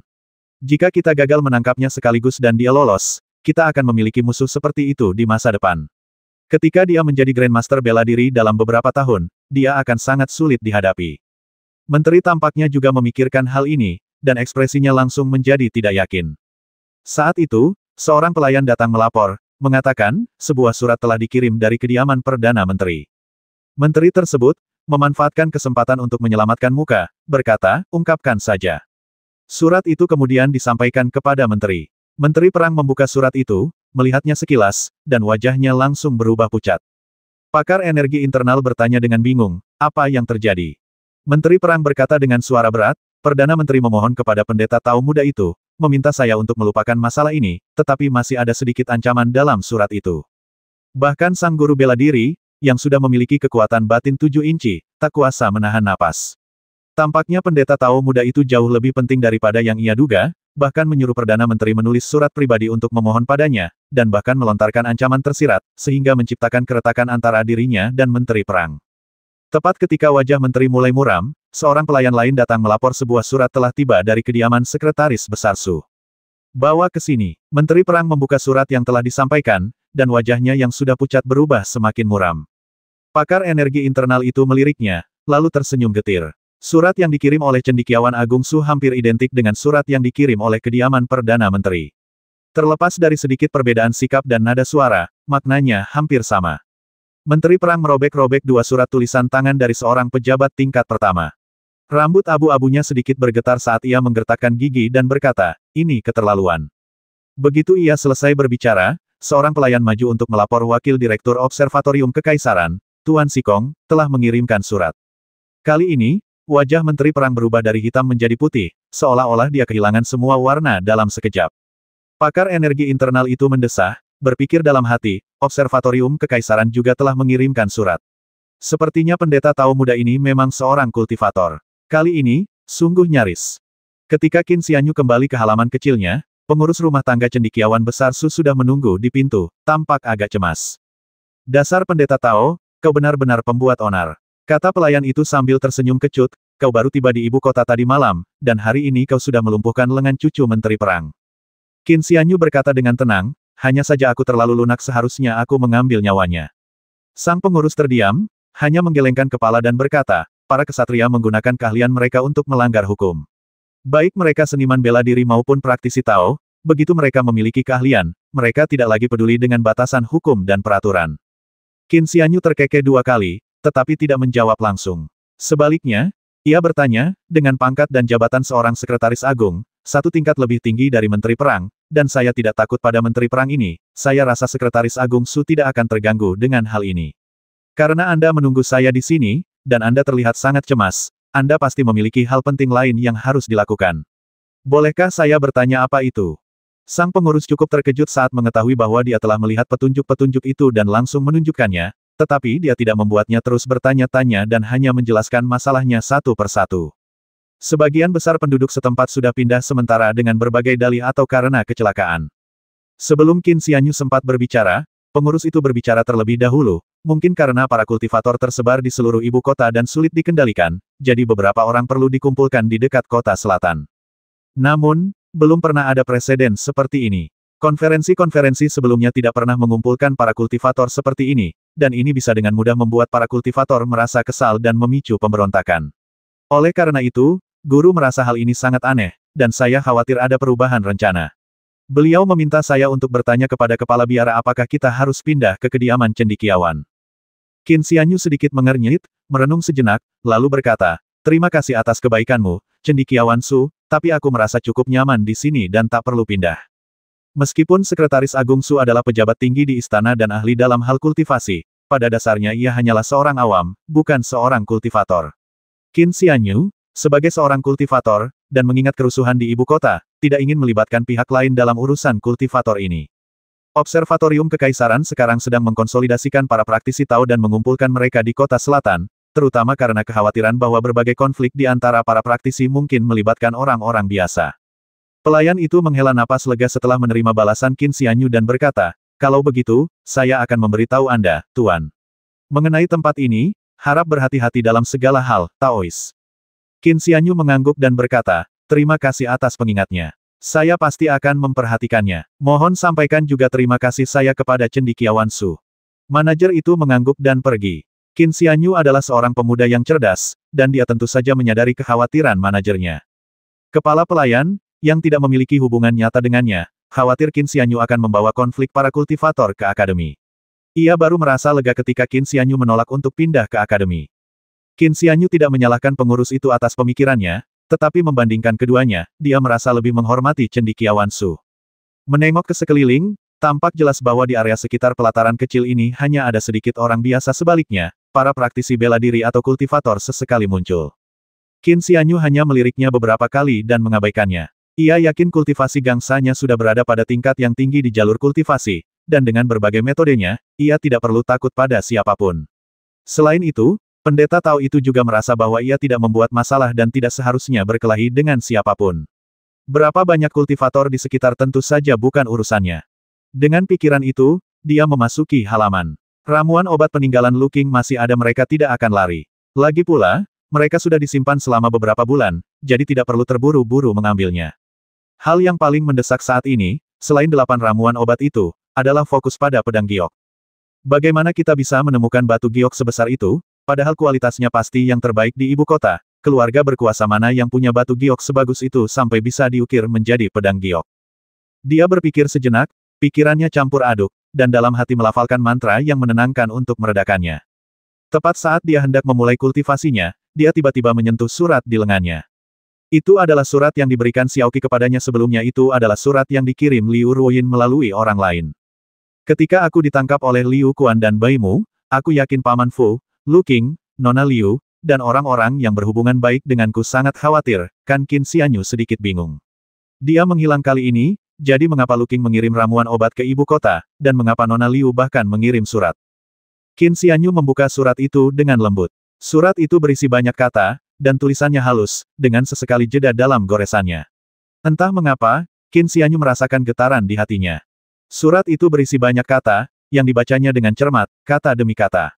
Prasasti itu berbunyi Tuan Muda awalnya akan pergi ke ibu kota bersama Paman Lu, tetapi beliau tiba-tiba pergi pada malam keberangkatannya tanpa pamit, kemungkinan besar karena urusan yang mendesak.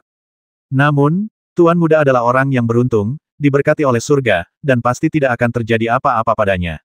Anda sebelumnya telah berencana untuk pergi ke ibu kota, dan kemungkinan besar Anda akan melakukan perjalanan ke sana.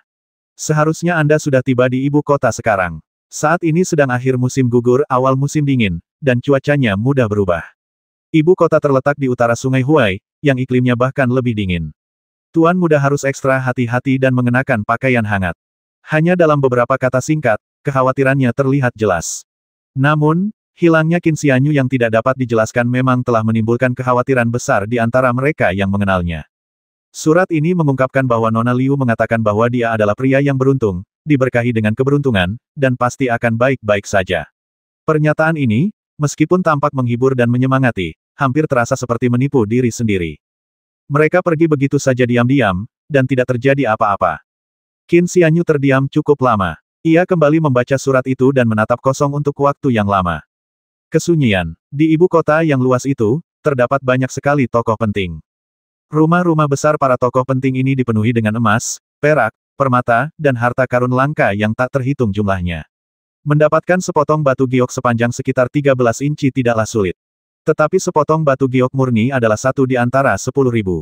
Namun, pedang giok yang dicari Qin Xianyu bukan sekadar sepotong giok, melainkan sepotong giok berkualitas tinggi. Bahkan di ibu kota, siapa yang seberuntung itu bisa mendapatkan batu giok sebagus itu? Batu giok sebesar itu sudah merupakan harta karun, dan kalaupun ada, bagaimana mungkin Qin Xianyu bisa mendapatkannya? Anak laki-laki yang berdiri di dekat jendela tampak khawatir. Ia menatap catatan di tangannya, tetap diam. Ini adalah daftar yang telah dikumpulkan Perdana Menteri selama berhari-hari. Daftar itu berisi 7 nama, semuanya pejabat tinggi dan bangsawan di ibu kota, yang mungkin memiliki batu giok sebagus itu. Dan, jika tidak ada keadaan yang tak terduga, pedang giok Qin Xianyu kemungkinan besar akan berakhir di antara ketujuh orang ini.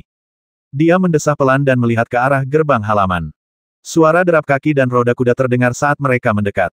Bagi tokoh-tokoh penting, menemukan kediaman Qin Xianyu di ibu kota sangatlah mudah.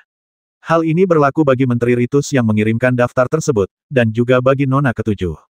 Meskipun mereka tidak menanyakan tentang kediaman Qin Xianyu sejak kemarin, kereta sudah tiba di luar halaman. Qin Xianyu menenteng pedang panjang di punggungnya dan kantong lebah hitam di sisinya, meletakkan semua barang berharga miliknya di dadanya sebelum melangkah keluar ruangan dan meninggalkan halaman. Tuan Yuhua, sang kusir membungkuk sedikit dan berkata, Nona ketujuh memintaku untuk mengantar pendeta Tao ke Menara Awan Bangau. Qin Xianyu mengucapkan terima kasih padanya sebelum menaiki kereta. Kereta itu dibuat dengan sangat indah menggunakan kayu berkualitas tinggi, namun interiornya didekorasi sederhana, hanya dengan beberapa ornamen merah muda yang memberikan sentuhan pesona feminin. Qin Xianyu menaiki kereta dan langsung mengenalinya sebagai kendaraan Nona ketujuh yang biasa. Qin Xianyu biasanya tampak tenang, tetapi sebagai seorang pemuda, ia merasa agak tidak nyaman di dalam kereta. Ia menggelengkan kepala, lalu duduk bermeditasi dan perlahan-lahan memasuki kondisi konsentrasi yang mendalam. Kereta itu bergerak maju perlahan-lahan. Setelah waktu yang tidak diketahui, sebuah suara terdengar dari luar kereta, berkata, Tuan Yuhua, kita telah tiba di Menara Awan Bangau. Qin Xianyu sedikit membuka matanya, turun dari kereta, dan berterima kasih kepada pengemudi. Sang kusir mengangguk pelan dan berkata, Nona ketujuh seharusnya sudah ada di restoran. Anda boleh langsung masuk, Taois. Setelah berbicara, ia menepikan kereta, duduk, memejamkan mata sejenak, dan mengabaikan gangguan dunia luar. Alamat rilis pertama novel ini untuk versi seluler. Qin Xianyu berdiri di samping dan, melihat ini, berpikir dalam hati, pria ini cukup tenang. Sikapnya saja sudah mengesankan, tapi dia bersedia menjadi kusir saja. Aku ingin tahu dari keluarga mana Nona ketujuh ini, sampai-sampai dia memiliki kekuatan seperti itu. Dia menggelengkan kepalanya sebelum mulai memeriksa Menara Grand Cloud. Menara Awan Bangau memiliki 3 lantai, namun di depan pintu masuknya, bukan patung singa batu atau unicorn, melainkan 2 burung bangau terbang megah. Di atas gerbang utama di tengah terdapat plakat bertuliskan Menara Awan Bangau. Ketiga karakter ini, ditulis dengan goresan tebal dan elegan, memiliki makna yang mendalam, yang menunjukkan bahwa orang yang menulis plakat tersebut pastilah seorang kaligrafer ulung. Qin Xianyu mendongak, tetapi tidak dapat melihat seluruh Menara Grand Cloud. Namun, sudut yang dilihatnya sangat kuno dan terpencil. Meski bukan istana megah, istana ini memiliki keanggunan klasik yang juga memancarkan kesan keagungan dan kemegahan. Sebelum Qin Xianyu bisa memberikan pujian, sebuah cibiran terdengar. Seorang pria berusia 30-an melewati Qin Xianyu dan, melihatnya begitu asyik di Menara Awan Bangau, langsung terkekeh, menggelengkan kepala sedikit, dan bergumam, dasar orang desa. Apa dia tidak tahu apa yang sedang dilakukan Menara Awan Bangau? Tidak ada yang keluar untuk mengusir mereka. Ada Tom, Dick, atau Harry yang bisa mendekat. Qin Xianyu mengerutkan kening, melirik pria itu, dan tiba-tiba merasa agak terkejut. Pria itu berusia 30-an, berpenampilan biasa saja, hanya mengenakan jubah panjang, dan bukan seorang biksu maupun Tao. Namun, Qin Xianyu dapat merasakan aura energi sejati yang terpancar darinya. Orang ini juga seorang praktisi Tao. Qin Xianyu tiba-tiba terkejut. Ia memfokuskan energi primordial bawaannya pada matanya, dan matanya langsung bersinar redup. Ia melihat sekeliling dan melihat bahwa orang-orang yang datang ke Menara Heiyun semuanya adalah para kultivator. Jadi ini adalah jamuan makan untuk para praktisi Tao. Qin Xianyu sedikit menenangkan diri, lalu tetap tenang, bergumam pada dirinya sendiri. Jadi, pria yang tampak berusia 30-an tadi hanya menggunakan energi internal untuk mempertahankan masa mudanya. Dia sebenarnya lebih tua dari itu. Dia menepuk jubah Tao-nya dan melangkah ke Menara Heiyun. Di dalam Menara Grand Cloud, area ini belum menjadi bagian menara ini, hanya sekadar halaman. Namun pemandangan di sini sangat indah, dengan bukit-bukit buatan dan batu-batu raksasa, gemericik air sungai, serta banyak bunga, pohon, dan semak yang ditanam dengan hati-hati di sekelilingnya, menjadikannya halaman yang sangat menyenangkan. Saudari ketujuh berdiri di samping pagar berukir, diam-diam memperhatikan aliran air di bawah, tempat ikan mas merah berenang. Mengingat statusnya, tidak sedikit orang yang ingin mengenalnya, tetapi statusnya begitu tinggi sehingga hanya segelintir orang yang benar-benar memenuhi syarat untuk memulai percakapan dengannya. Mengapa kakak ketujuh mengagumi pemandangan di halaman luar? Seorang pemuda berpakaian putih melangkah maju dan berkata sambil tersenyum, meja di dalam sudah disiapkan, dan hidangannya akan segera disajikan. Kita akan segera memulai perjamuannya. Sebagai tamu terhormat, bagaimana mungkin nona ketujuh diabaikan di sini? Pemuda tampan berbaju putih ini, memegang kipas lipat dan memancarkan keanggunan, adalah seorang pemuda berbakat dalam kultivasi Tao, bernama Su Liang. Ia menduduki peringkat ke-19 dalam daftar tokoh terkemuka dinasti suci kebajikan agung. Tuan Muda Su, Anda sungguh menyanjung saya. Saya masih dalam tahap kultivasi. Bagaimana saya bisa dibandingkan dengan Anda, seorang tamu terhormat dalam daftar orang-orang luar biasa? Tanya nona ketujuh dengan tenang. Hari ini, Tuan Muda Sang mengadakan perjamuan untuk banyak talenta muda dan kultivator berbakat. Saya rasa Tuan Muda Su adalah salah satu yang paling terkemuka di antara mereka. Su Liang terkekeh pelan, tetapi tidak menjawabnya. Ia hanya berkata sambil tersenyum, kabarnya, Chen Yuan, yang berada di peringkat kelima dalam daftar orang-orang luar biasa, juga datang. Saudari ketujuh tersenyum tipis, agak ragu, dan berkata, jika dia bisa dibujuk untuk melakukan hal sepele seperti itu, Chen Yuan tidak akan pantas mendapatkan peringkat kelima dalam daftar orang-orang luar biasa. Lagi pula, dengan statusnya sebagai orang peringkat kelima dalam daftar, pasti ada banyak sekali orang dari berbagai kalangan yang ingin mengundangnya ke pesta. Jika dia benar-benar harus menghadiri setiap pesta, apakah dia akan punya waktu sebanyak itu? Su Liang tertawa dan berkata, itu benar. Pada saat itu, banyak orang keluar untuk menyambut mereka. Orang yang duduk di ujung meja tidak lain adalah tuan rumah perjamuan hari ini, Tuan Muda Lembah Sangyang.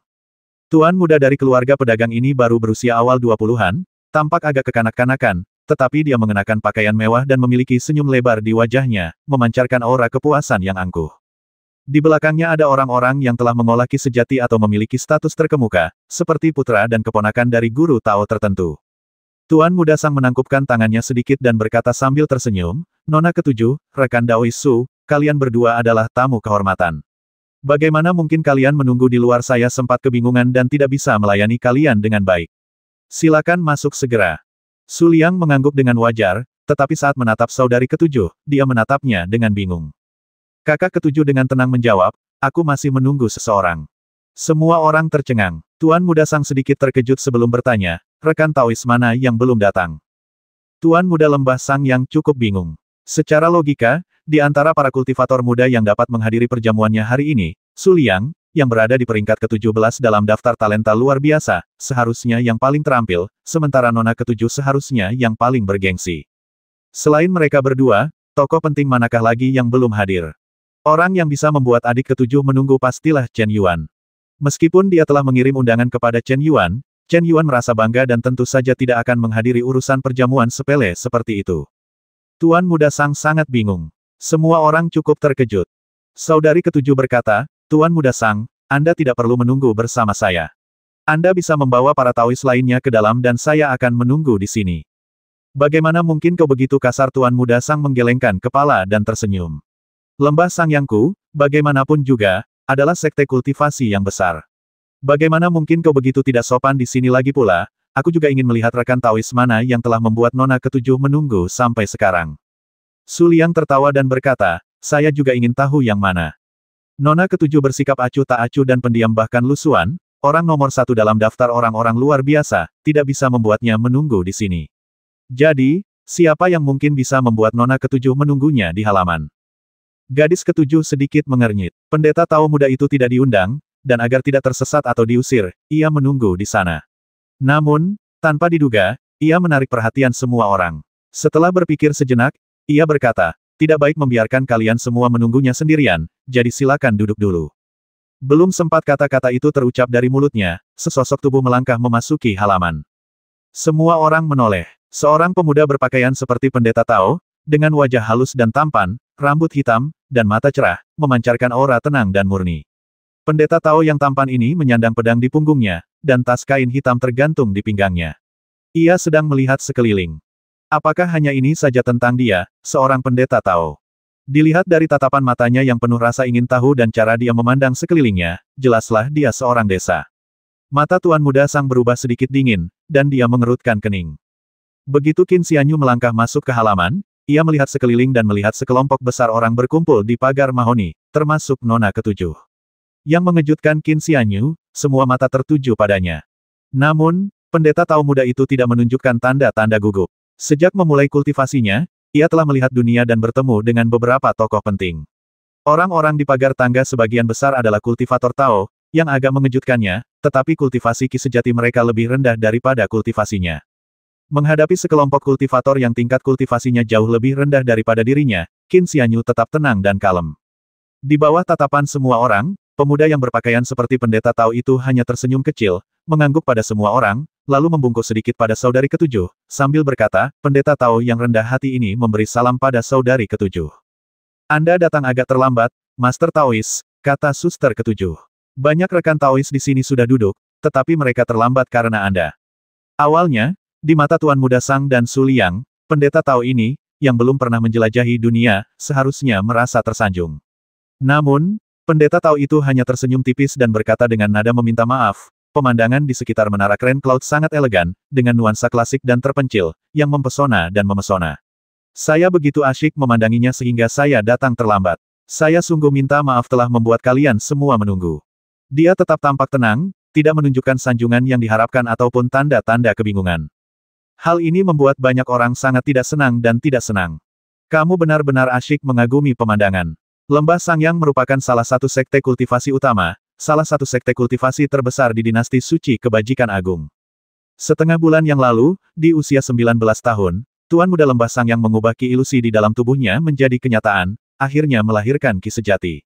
Sejak saat itu, ia benar-benar memulai jalur kultivasinya, menjadi seorang kultivator di alam pemurnian ki. Hari ini, kami mengadakan jamuan makan di Menara Heiyun untuk merayakan acara ini. Di dalam gedung, di sisi dekat jendela, Qin Xianyu lebih menyukai ketenangan, dan Nona ketujuh juga tidak menyukai kebisingan, jadi dia menolak duduk di meja utama dan mengikuti Qin Xianyu untuk duduk di meja dekat jendela. Ketika Qin Xianyu mendengar bahwa Tuan Muda Lembah Sangyang sedang mengadakan perjamuan untuk merayakan keberhasilannya dalam mengolah ki sejati, dia sedikit bingung dan berpikir dalam hati, Tuan Muda dari sekte kultivasi besar hanya berada pada tahap awal mengolah ki sejati. Saudari ketujuh hanya meliriknya, tetapi ia tahu apa yang dipikirkan Taois muda itu. Ia berkata perlahan, apakah kamu telah berlatih Taoisme di pegunungan yang dalam sejak kecil, tanpa pernah bersentuhan dengan dunia luar? Qin Xianyu berhenti sejenak, berpikir sejenak, lalu mengangguk hampir saja. Ia tinggal di kaki Gunung Yinghuang dan memang jarang melihat dunia. Sejak memulai kultivasinya, ia jarang berinteraksi dengan rekan-rekan praktisi dan kebanyakan tidak tahu tentang hal-hal yang berkaitan dengan kultivator. Sebenarnya, Qin Xianyu tidak tahu apa-apa tentang situasi kultivasi di dinasti suci kebajikan agung, dan tidak berbeda dengan mereka yang telah berkultivasi di pegunungan yang dalam sejak kecil. Mengolah ki sejati adalah rintangan pertama dalam jalur kultivasi, kata saudari ketujuh. Mengolah sensasi ki adalah yang paling sederhana. Selama Anda mengikuti metode kultivasi, dalam waktu singkat, Anda akan samar-samar merasakan ilusi di dalam tubuh Anda, seolah-olah udara mengalir. Namun ini hanyalah ilusi. Langkah tersulit adalah mengubah sensasi ki ilusi ini menjadi kenyataan dan menghasilkan ki sejati. Itu juga merupakan rintangan pertama dalam jalur kultivasi. Banyak orang yang tidak sabar atau kurang berbakat berhenti di sini. Kebanyakan orang yang berhasil mengembangkan ki sejati membutuhkan waktu puluhan tahun, dan kebanyakan orang baru berhasil memadatkan ki sejati mereka ketika mereka sudah tua dan beruban. Kemampuan Tuan Muda Sang untuk mengubah ki sejatinya menjadi kenyataan di usia 19 tahun sudah menjadi bukti bakatnya yang luar biasa dan keterampilannya yang luar biasa. Saat gadis ketujuh selesai berbicara, dia tiba-tiba terkekeh pelan. Wanita berbaju merah yang biasanya menyendiri ini tampak bersinar terang saat dia tersenyum. Qin Xianyu diam-diam melafalkan mantra penenang untuk menekan palpitasi di jantungnya. Saudari ketujuh melanjutkan, setelah kau memadatkan energi sejatimu dan mengubah ilusi menjadi nyata, meningkatkan level kultivasimu tidak akan terlalu sulit. Selama kau menggunakan pil atau material langka dan berharga, kau dapat mempercepat kemajuan kultivasimu. Ia menunjuk Su Liang di sana dan berkata, Su Liang awalnya mengolah ki sejati pada usia 28 tahun. Kemudian, ia mengalami beberapa pertemuan tak terduga dan memperoleh beberapa ramuan dan harta langka. Kini, di usianya yang belum genap 40 tahun, ia telah mencapai puncak kultivasi ki dan dapat melepaskan ki sejatinya secara eksternal, sehingga menempati peringkat ke-19 dalam daftar tokoh terkemuka dinasti suci kebajikan agung. Meskipun Tuan Muda Sang mungkin tidak memiliki ramuan dan harta karun Su Liang, bagaimanapun juga, dia berasal dari sekte bergengsi, dan diharapkan mampu melepaskan ki sejatinya sebelum usia 50. Sedangkan untuk ranah gangsa, melibatkan kondensasi Sa. Kondensasi Sa sangat berbahaya. Satu kesalahan dapat menyebabkan penyesalan seumur hidup. Sebagian besar kultivator di puncak pemurnian Qi meninggal karena gagal mengondensasi Sa. Langkah ini tidak bergantung pada bakat atau kemampuan, tetapi pada kualitas metode kondensasi Sa. Namun, yang terpenting adalah berhati-hati dan cukup sabar. Pada titik ini, suster ketujuh menggelengkan kepalanya sedikit sebelum berkata, kita sudah terlalu jauh. Tapi kau harus tahu bahwa jalan kultivasi tidaklah semudah itu. Setelah mendengarkan penjelasannya, Qin Xianyu akhirnya mengerti. Sejak ia menguasai teknik gangsa, wawasannya telah meluas secara signifikan, dan ia telah sepenuhnya melupakan catatan-catatan sulit dalam catatan Master Guansu tentang awal mula kultivasinya. Memupuk sensasi Qi membutuhkan waktu mulai dari beberapa hari hingga beberapa tahun. Namun, membudidayakan Qi sejati merupakan sebuah ambang batas. Bahkan Master Guansu menghabiskan waktu puluhan tahun meraba-raba langkah ini sebelum ia dapat mengubah sensasi Qi dari ilusi menjadi nyata. Kemudian, ia secara bertahap meningkatkan ki sejati hingga 13 inci, dan baru pada usia hampir 100 tahun ia mencapai kesempurnaan. Master Guansu takut Qin Xianyu akan terhambat pada langkah ini dan menyia-nyiakan puluhan tahun hidupnya, jadi ia menggunakan ki leluhur kekacauan primordial untuk mentransfer kekuatannya, tanpa ragu meninggalkan secerca energi sejatinya sendiri kepada Qin Xianyu. Untungnya, setelah kondisi fisik Qin Xianyu ditingkatkan oleh pil giok, ia mampu meninggalkan energi sejati sepanjang 6 inci. Ternyata bahkan para master muda dari sekte-sekte kultivasi yang benar-benar hebat menghabiskan lebih dari 10 atau 20 tahun untuk menyelesaikan langkah ini, dan mereka bahkan perlu mengandalkan pil dan harta karun untuk meningkatkan kultivasi mereka ke tingkat ki sejati 9 inci. Jika kita hitung seperti ini, Master Guansu mampu mengolah ki sejati setinggi 13 inci hanya dalam beberapa dekade tanpa bergantung pada kekuatan eksternal. Bakatnya sungguh menakjubkan. Qin Xianyu mendesah pelan saat mengingat sosok tua yang pergi. Ada begitu banyak kultivator di dinasti suci kebajikan agung, tetapi hanya beberapa lusin orang yang berkumpul di Menara Awan Bangau. Mengapa Guru Guansu belum bertemu mereka? Catatan tersebut hanya menyebutkan pertemuan dengan beberapa praktisi Tao di pegunungan yang telah mencapai kesuksesan besar dalam kultivasi mereka. Namun, kebanyakan praktisi Tao mengetahui berbagai tingkat kultivasi Qi, pemurnian Qi, dan alam naga harimau, jadi mengapa Guru Guansu sama sekali tidak menyadari hal ini? Keraguan Qin Xianyu bertambah besar. Tepat pada saat itu, terdengar suara gelak tawa dan percakapan dari seberang sana, sesekali terdengar kata-kata pendeta Tao tua. Qin Xianyu menatap kakak ketujuh dengan ekspresi bingung. Saudari ketujuh menjawab, mereka berbicara tentang seorang pendeta Tao tua yang mencari keabadian dan Dao. Jantung Qin Xianyu berdebar kencang. Namun, saudari ketujuh tidak menyadari ada yang salah. Ia hanya sedikit mengernyit dan berkata, konon, pendeta Tao tua ini telah mampu melepaskan energi sejatinya puluhan tahun yang lalu. Ia berkelana ke seluruh dinasti suci kebajikan agung, mencari makhluk abadi dan mengunjungi Tao, hingga menghilang beberapa hari yang lalu. Anehnya, meskipun pendeta Tao tua ini selalu mencari makhluk abadi dan mengunjungi Tao, ia selalu ditemani oleh seorang Taois yang sangat terampil yang telah mengikutinya selama puluhan tahun tanpa pernah meninggalkannya.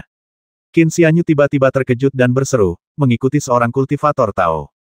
Memang, dia seorang Taois. Saudari ketujuh meliriknya, agak bingung, tetapi mengabaikannya, dan perlahan berkata, Taois di sebelahnya tampaknya tidak berniat menyakitinya, tetapi dia mencegahnya bertemu dengan Taois lain. Setiap kali Taois lain mengasihani bakat Taois tua itu dan ingin membimbingnya, mereka diperingatkan, diancam, atau bahkan dibunuh oleh orang di sebelahnya. Akhirnya, para praktisi Tao dari dinasti kebajikan agung berhenti memperhatikan dan membiarkan pendeta Tao tua itu berkelana, sementara orang terpelajar yang telah mengikutinya tinggal bersamanya selama beberapa dekade.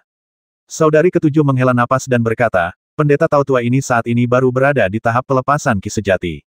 Karena ia tidak memahami cara kultivasi, ia tampaknya tidak mengetahui pembagian tahapan kultivasi, dan ia tidak tahu bahwa pada tahap ini, ki sejati harus dipadatkan untuk maju ke tingkat berikutnya. Itulah sebabnya pendeta Tao tua ini telah terjebak di tahap pemurnian ki selama puluhan tahun. Tangan dan kaki Qin Xianyu sedingin es, dan punggungnya sudah basah oleh keringat tanpa dia sadari. Master Guansu memang ditemani oleh seorang praktisi Tao, yang merupakan sosok yang sangat disegani dan berpengalaman di antara mereka. Sosok yang kuat dan ganas atau mungkin naga dan harimau abadi. Mengapa seorang kultivator yang sangat terampil mengikuti Master Guansu selama puluhan tahun? Apa tujuannya? Meskipun dia tahu ada sesuatu yang tidak beres, Qin Xianyu merasakan hawa dingin menjalar ke seluruh tubuhnya setelah saudari ketujuh mengungkapkan kebenarannya. Perasaan muram menyelimuti hati Qin Xianyu. Siapa orang ini? Seorang ahli gangsha, sejenis teknik bela diri, seorang manusia naga dan harimau sejati. Apa hubungannya dengan Master Guansu, dan mengapa dia mengikutinya selama beberapa dekade? Jika ada dendam, mengapa tidak menghabisi saja Taois tua yang hanya memiliki kultivasi pemurnian ki? Mengapa menyia-nyiakan puluhan tahun hidupmu sebagai bayangan yang mengikuti di belakangmu, tak pernah meninggalkanmu? Jika tidak ada permusuhan atau dendam, mengapa menghentikannya di puncak pemurnian ki dan mencegahnya menghubungi kultivator dan memadatkan ki? Observatorium Kekaisaran memisahkan dunia sekuler dari para praktisi Tao demi memastikan perdamaian dunia bagi semua orang. Guru Guansu, seperti halnya orang-orang sekuler, terisolasi dari praktisi Tao lainnya. Apa niat orang yang telah mengikutinya selama puluhan tahun? Qin Xianyu tampak tenang di permukaan, tetapi hatinya sudah kacau. Semua orang berkata bahwa guru di samping pendeta Tao tua itu memiliki kultivasi yang tak terduga, tetapi bagaimana dia bisa dibandingkan dengan ayahku? Seperti yang kalian semua tahu, ketika pendeta Tao tua itu datang ke lembah Sangyang saya kebetulan bertemu dengannya. Kemudian, saya menjebaknya selama 27 hari, hampir menghabisinya, tetapi dia tidak keluar untuk menyelamatkan pendeta Tao tua itu. Suara tawa dan percakapan yang datang dari meja utama membuat Qin Xianyu bergidik. Orang yang berbicara adalah Tuan Muda Sang. Qin Xianyu menoleh dan melihatnya duduk di kursi utama, mengobrol dan tertawa bebas dengan orang lain. Salah satu dari mereka tertawa dan berkata, semua orang sudah mendengar tentang kejadian di mana Tuan Muda Sang menguji ahli misterius itu, tetapi tidak ada yang tahu detailnya. Bagaimana kalau Tuan Muda menceritakan kisahnya? Pria ini tampaknya berusia awal 20-an. Meskipun seorang kultivator, ia belum menguasai ki sejati. Ia hanya memiliki aura yang halus, menunjukkan bahwa ia baru saja mulai memahami esensi ki. Ada cukup banyak orang seperti dirinya di ruangan itu, tetapi fakta bahwa ia duduk di meja utama menunjukkan bahwa ia memiliki status yang cukup tinggi. Helang adalah murid seorang tokoh terkemuka di Observatorium Kekaisaran. Tuan Muda Sang meliriknya lalu tersenyum dan berkata, karena saudara He ingin aku menceritakan kisah ini, maka aku akan menceritakannya. Seperti yang kalian semua tahu, pendeta Tao tua itu telah didampingi oleh orang yang sangat terampil itu selama puluhan tahun, mencegahnya berhubungan dengan para kultivator di atas alam pemurnian ki. Selama bertahun-tahun, sebagian besar penganut Tao di dinasti suci kebajikan agung telah berhenti memperhatikan pendeta Tao tua yang berkelana itu. Lagi pula, tidak ada gunanya dimusuhi oleh orang yang sangat terampil di sisinya demi seorang pendeta Tao pemurnian ki seperti itu. Tuan Muda Sang berkata perlahan, ketika pendeta Tao tua itu datang ke lembah Sangyang, saya sangat penasaran betapa mendalamnya kultivasi Tao orang di sebelahnya.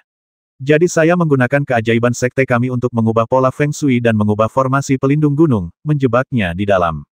Su Liang tetap diam dan tidak menjawab. Tetapi orang lain tertawa dan bertanya, apa hasilnya? Tuan Muda Sang tertawa dan berkata, pihak lain jelas tidak berani menyinggung lembah Sangyangku, jadi dia membiarkanku menyiksa pendeta Tao tua itu sampai setengah mati dan menjebaknya di pegunungan. Sayangnya, dia akhirnya berhasil melarikan diri. Sebuah jepretan lembut, gelas anggur di tangan Qin Xianyu tiba-tiba pecah, mengubah tangannya menjadi debu. Suaranya tidak keras, dan tidak ada yang menyadarinya di tengah tawa dan percakapan. Namun, saudari ketujuh, yang duduk di meja yang sama dengannya, tentu saja menyadari suara aneh dari gelas anggur yang pecah. Ia mengangkat alisnya sedikit, dan ketika menatap Qin Xianyu lagi, ia tak kuasa menahan rasa dingin yang menjalar di punggungnya. Ekspresi wajah pendeta Tao itu agak muram, dan kilatan dingin berkelebat di matanya, tampak ada tetapi tidak ada di sana, seperti cahaya bintang atau cahaya bulan. Ekspresi muram ini benar-benar berbeda dari pendeta Tao yang tenang dalam ingatan saudari ketujuh, membuatnya sedikit terkejut dan curiga. Namun, sesaat kemudian, ekspresi pendeta Tao itu kembali tenang dan kalem seperti sebelumnya. Kakak ketujuh menatapnya tajam, namun tidak bertanya apapun.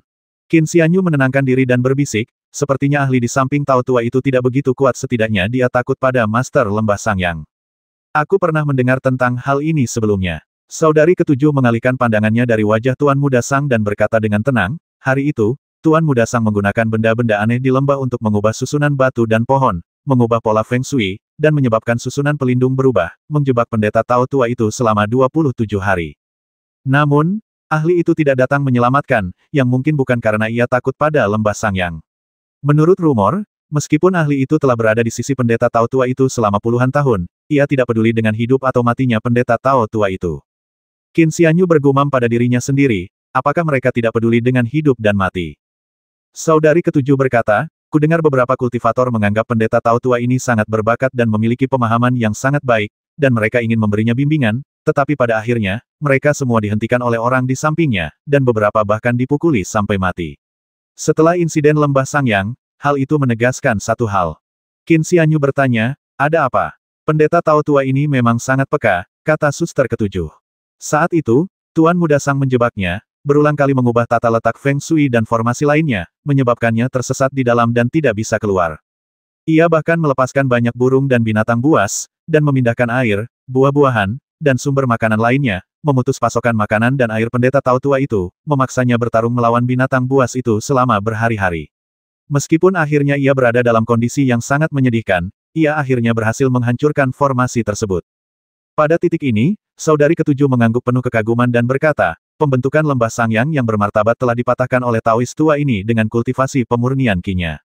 Setelah kejadian ini, kita dapat melihat bahwa Taois tua ini memang sangat berwawasan luas. Mungkin ini juga terkait dengan fakta bahwa orang dengan kultivasi Tao yang mendalam telah berada di sisinya selama beberapa dekade. Master Guansu memandang jimat dan formasi sebagai semacam lintasan misterius, menganalisisnya dari sifat dasarnya dan mengamati esensinya. Dengan wawasannya, Qin Xianyu agak terkejut bahwa ia dapat menembus formasi tersebut. Namun, burung-burung dan binatang buas itu. Qin Xianyu menoleh untuk melihat Tuan Muda Sang, yang sedang tertawa dan berbicara dengan gembira di pesta, mengepalkan tinjunya, dan menarik napas dalam-dalam. Dia tahu bahwa guru Guansu telah menghabiskan hidupnya mencari keabadian dan mengunjungi guru-guru Tao, tetapi orang tua itu tidak menyadari bahwa para praktisi Tao itu ada tepat di sampingnya, sedangkan guru Guansu terisolasi dari mereka, sama seperti orang biasa lainnya. Dia memasuki gunung dengan penuh harapan, namun kemudian ditipu oleh para pertapa di sana. Terjebak selama 27 hari, mereka menghadapi hidup dan mati. Mengingat berbagai kemalangan guru Guansu, Qin Xianyu mengepalkan tangannya, gelombang kemarahan muncul di hatinya. Namun, setelah melirik ke arah Seven Sister, dia akhirnya menahan amarahnya untuk sementara waktu. Dia datang ke Menara Heiyun atas undangan Nona ketujuh, dan jika dia bertindak di sini, itu pasti akan menempatkan Nona ketujuh dalam posisi yang sangat sulit. Terlebih lagi, ibu kota, di bawah yurisdiksi Observatorium Kekaisaran, bukanlah tempat yang tepat untuk bertindak, dan Qin Xianyu tidak tahu apakah Tuan Muda Lembah Sangyang ini memiliki rencana tersembunyi atau apakah ada seseorang yang diam-diam melindunginya. Lembah Sangyang, suatu hari nanti, aku juga harus berjalan-jalan di sepanjang jalan kecil itu. Dia mengingat kembali rekaman bagian ini dalam catatannya. Konon, di bagian utara dinasti agung yang berbudi luhur terdapat tanah suci, dengan pegunungan yang indah dan air yang jernih, tempat burung dan hewan terhubung secara spiritual, dan tempat para dewa bersemayam dalam kesunyian. Pendeta Tao yang rendah hati ini menempuh perjalanan ribuan mil untuk mengunjunginya, tetapi kembali dengan tangan hampa, mungkin karena saya ditakdirkan untuk hidup tanpa para dewa. Catatan saya tersesat di pegunungan dan berkelana selama 27 hari, menghadapi banyak kesulitan sebelum akhirnya berhasil melarikan diri. Gunung ini, meskipun hanya selebar 100 mil, berhasil menjebak Taois Malang ini selama 27 hari. Tempat yang begitu misterius dan luar biasa ini pastilah tempat tinggal para abadi. Terlepas dari kesulitan yang telah saya alami, saya sangat gembira, karena peristiwa luar biasa seperti itu tidak dapat dijelaskan dengan akal sehat. Ini menunjukkan bahwa urusan para makhluk abadi bukanlah ilusi belaka, dan bahwa ada jalan di depan yang melampaui pelepasan energi sejati secara lahiriah. Kerumunan itu mengobrol dan tertawa, tetapi makanan dan minuman belum tiba. Alasan utama semua orang datang ke perjamuan itu adalah untuk Tuan Muda Sang. Mereka telah mencicipi hidangan lezat dan anggur berkualitas yang tak terhitung jumlahnya. Terlebih lagi, Karena Tuan Muda Sang memiliki status yang begitu tinggi, tak seorang pun di ruangan itu menunjukkan rasa tidak senang. Pada titik ini, tong minuman keras telah dibawa. Qin Xianyu menoleh dan sedikit terkejut. Kedua pria yang memindahkan tong anggur itu sama-sama ahli energi internal, tingginya 8 inci. Pria yang satunya juga memiliki tingkat kultivasi energi internal sedikit di atas 8 inci. Qin Xianyu cukup terkejut bahwa kedua pria ini, yang sangat terampil dalam seni bela diri, hanya melakukan pekerjaan kasar. Keduanya adalah pengawal Tuan Muda Sang, kata saudari ketujuh. Para kultivator di ranah Gangsa telah memasuki ruang dalam jalur kultivasi dan semuanya adalah tetua dari berbagai sekte. Oleh karena itu, mereka yang dapat menjadi pengawal semuanya berasal dari ranah Gangsa di bawah, dan di antara mereka, para praktisi bela diri adalah yang terbaik. Mereka yang berlatih seni bela diri dan mengembangkan kekuatan batin bahkan lebih kuat daripada mereka yang belum menguasai energi sejati ibel bumi. Pada level yang sama, praktisi seni bela diri beberapa kali lebih kuat. Oleh karena itu, tidak jarang mereka yang berada di bawah level Evil Gang mencari perlindungan dari praktisi seni bela diri.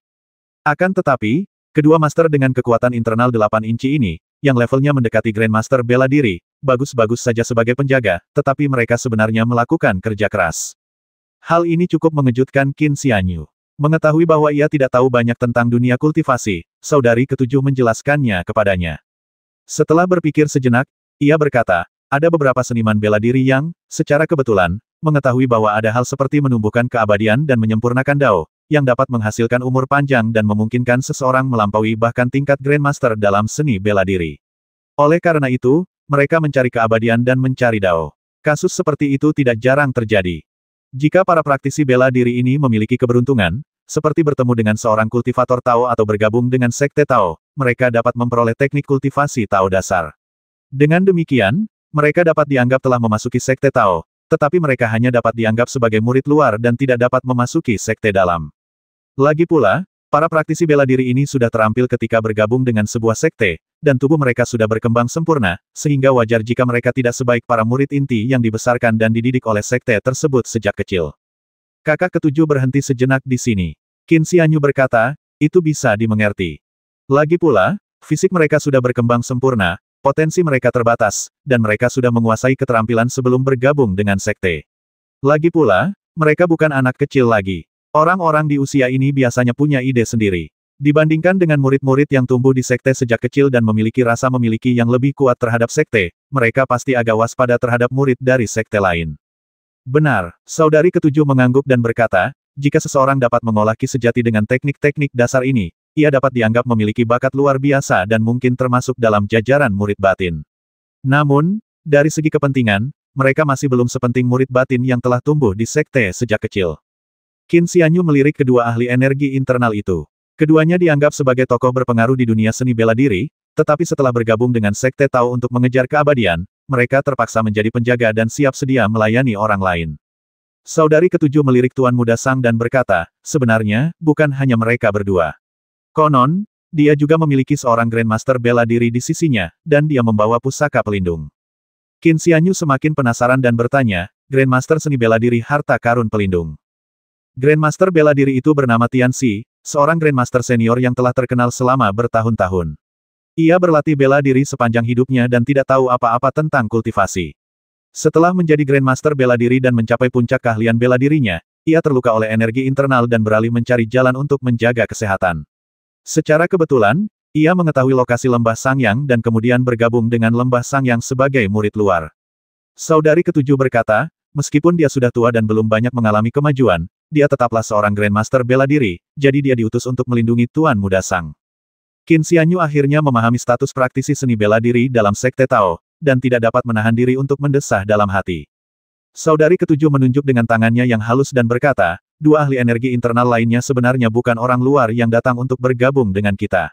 Mereka awalnya adalah murid Lembah Sangyang, tetapi mereka kesulitan berkultivasi dan terjebak di tahap penginderaan ki, tidak mampu mengolah ki sejati. Oleh karena itu, ketika mereka gagal berkultivasi, mereka diusir oleh sekte ke sekte luar untuk mulai berlatih seni bela diri dan menjadi murid sekte luar. Qin Xianyu bertanya, pasti ada banyak orang seperti ini yang, karena tidak berhasil dalam mengolah Taoisme, malah beralih ke seni bela diri. Saudari ketujuh berkata, benar. Mengubah ki menjadi ki sejati, menciptakan sesuatu dari ketiadaan, memang telah menghentikan sebagian besar orang. Kebanyakan murid luar di berbagai sekte dan aliran sebenarnya adalah orang-orang yang gagal dalam kultivasi Taoisme dan beralih ke seni bela diri. Tidak banyak orang seni bela diri yang benar-benar berasal dari luar dunia seni bela diri. Saat mereka sedang berbincang-bincang, toples anggur itu dibuka. Aroma anggur langsung memenuhi seluruh tempat itu. Qin Xianyu melihat anggur itu berwarna kuning pucat dengan kilau keemasan samar. Ia menarik napas sejenak dan merasakan aroma ringan menyegarkan yang menggetarkan pikirannya. Meskipun ia tidak terbiasa dengan anggur, ia tak kuasa menahan diri untuk berseru kagum, berpikir dalam hati, anggur yang enak. 1 abad mabuk, saudari ketujuh berkata, itu anggur kekaisaran dari istana. Ketika pendeta muda Tao itu berbicara kepada saudari ketujuh, yang lain pun turut menyaksikannya. Banyak orang yang berspekulasi tentang hubungan antara pendeta Tao muda dan suster ketujuh. Bahkan tuan muda keluarga Sang pun tak kuasa menahan diri untuk berspekulasi. Ia menyesap anggur 100 tahun, matanya beralih ke Helang, lalu tersenyum, saudara He, kudengar kau dan nona ketujuh saling memanggil sebagai kakak dan adik senior dan junior. Tahukah kau siapa pendeta Tao kecil itu? Helang menggelengkan kepalanya sedikit, melirik Qin Xianyu dengan tatapan dingin, lalu berbalik sambil tersenyum, menggelengkan kepala, dan berkata, aku belum pernah melihat pendeta Tao itu sebelumnya, dan aku juga belum pernah mendengar suster muda ketujuh mengenal pendeta Tao manapun. Aku juga tidak tahu kapan dia bertemu pendeta Tao seperti itu. Jadi saudara He juga tidak tahu siapa pendeta Tao ini. Tuan muda Sang tersenyum, kata-katanya mengandung makna yang mendalam. Saudari ketujuh secantik bidadari, dengan paras yang elok, tubuh yang tinggi dan ramping, serta aura yang menyendiri. Wanita seperti inilah, bak bidadari, yang dikagumi banyak orang. Baik Su Liang maupun dirinya sendiri tidak dapat menahan diri untuk tidak memikirkan tentang saudari ketujuh. Namun, orang yang paling mendalami pemikiran ini adalah Helang. Karena ia selalu menganggap dirinya sebagai kakak tertua, ia percaya bahwa karena kakak ketujuh berasal dari sekte yang sama dengannya, mereka seharusnya lebih dekat. Setelah hening sejenak, Tuan Muda Sang tiba-tiba tertawa, pendeta Tao ini sebelumnya tidak dikenal, dan latar belakangnya tidak diketahui, namun dia datang ke perjamuanku. Jika kabar ini sampai tersiar, orang-orang hanya akan mengira ada orang tak dikenal yang menyusup ke perjamuan lembah Sangyangku. Namun, demi menghormati nona ketujuh, kita tidak perlu terlalu khawatir. Namun, aku agak khawatir. Karena dia tidak diketahui asal-usulnya, namun dia begitu dekat dengan nona ketujuh, dan karena nona ketujuh bahkan meninggalkan meja utama dan tidak duduk bersama kami untuk mengobrol, melainkan tetap bersama pendeta Tao kecil itu. Ekspresi wajah Helang sedikit gelap, matanya dipenuhi kecemburuan dan kebencian. Tuan Muda Sang menghela napas, melihat betapa dekatnya nona ketujuh dengannya, bahkan lebih daripada kita, dan bahkan kakak He tampaknya tidak sedekat pendeta Tao kecil itu.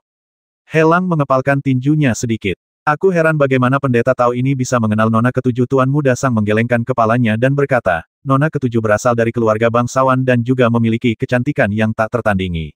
Pasti ada orang-orang dengan motif tersembunyi yang ingin mendekatinya. Jika itu seseorang dengan niat jahat. Helang menarik napas dalam-dalam dan berkata dengan dingin, adik ketujuh tidak berpengalaman dan mudah tertipu. Sebagai kakak laki-lakinya, aku harus menyelidiki latar belakang pendeta Tao muda ini agar dia tidak tertipu. Tuan Muda Sang menghela napas, itu tidak sopan. Kita tunggu saja sebentar lagi. Su Liang tetap diam, menatap Tuan Muda Sang dengan tajam, lalu berpikir, memanfaatkan orang lain untuk melakukan pekerjaan kotor ini menggunakan tangan Helang untuk mempermalukan pendeta Tao itu. Sebenarnya, Su Liang cukup kesal dengan masalah ini, tetapi mengingat status Tuan Muda, ia tentu tidak bisa berkata banyak. Lagi pula, pendeta Tao muda itu orang asing baginya, dan tidak pantas menyinggung Tuan Muda demi dirinya. Mendengar mereka berdiskusi tentang pendeta muda Tao itu, Su Liang terbatuk ringan dan berkata, konon, Tuan Muda Sang juga mengirim undangan kepada Chen Yuan. Seharusnya beliau sudah ada di sini sekarang. Su Liang diam-diam mengalihkan pembicaraan dari pendeta Tao muda itu ke Chen Yuan, sama sekali lupa bahwa Chen Yuan tidak menghadiri perjamuan itu. Ekspresi Tuan Muda Sang sedikit membeku, dalam hati mengutuk Su Liang karena tidak tahu berterima kasih dan mengungkit masalah ini untuk mempermalukannya. Setelah berdeham, Tuan Muda Sang berkata, konon, saudara Chen Hao telah menguasai pedang terbang dan keahliannya telah meningkat pesat.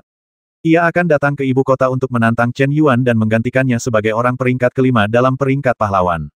Konon, Chen Yuan juga sangat serius tentang hal ini dan masih mengasingkan diri. Pelayannya datang untuk meminta maaf, tetapi Chen Yuan dan saya juga berteman baik, jadi tentu saja saya tidak akan menyalahkannya. Su Liang terkekeh 2 kali, tidak mengungkapkan kebenarannya, berpikir dalam hati, siapa yang tidak tahu kalau Chen Yuan dan kau punya hubungan yang biasa-biasa saja dengan kesombongan Chen Yuan, apa dia benar-benar akan datang untuk meminta maaf? Namun, di antara mereka yang hadir, kurasa hanya aku dan Nona ketujuh yang pernah bertemu Chen Yuan sebelumnya. Yang lain, yang tidak menyadari sifat arogan Chen Yuan, mungkin akan mempercayainya. Tak lama kemudian, hidangan pun tersaji. Ini sepiring daging empuk, mentah, dan masih segar. Agar cita rasanya tidak hilang, daging ini bahkan belum dicuci. Dari hidangan hari ini, hidangan daging mentah ini yang paling sederhana, jadi akan disajikan relatif cepat. Tuan Muda Sang meletakkan cangkir anggurnya dan tersenyum, hidangan lainnya akan disajikan nanti, tapi saya yakin Anda tidak akan kecewa. Silakan coba hidangan ini dulu. Dia memberi isyarat dengan tangannya, menunjukkan undangannya. Helang tiba-tiba bertanya, apakah makanan lezat lainnya akan segera disajikan? Pertanyaan ini menyentuh hati Tuan Muda Sang. Tuan Muda Sang mengangguk dan berkata, sebentar lagi. Helang berkata, kalau begitu, mari kita tunggu sedikit lebih lama. Setelah mengatakan itu, Helang melirik Qin Xianyu, matanya berbinar.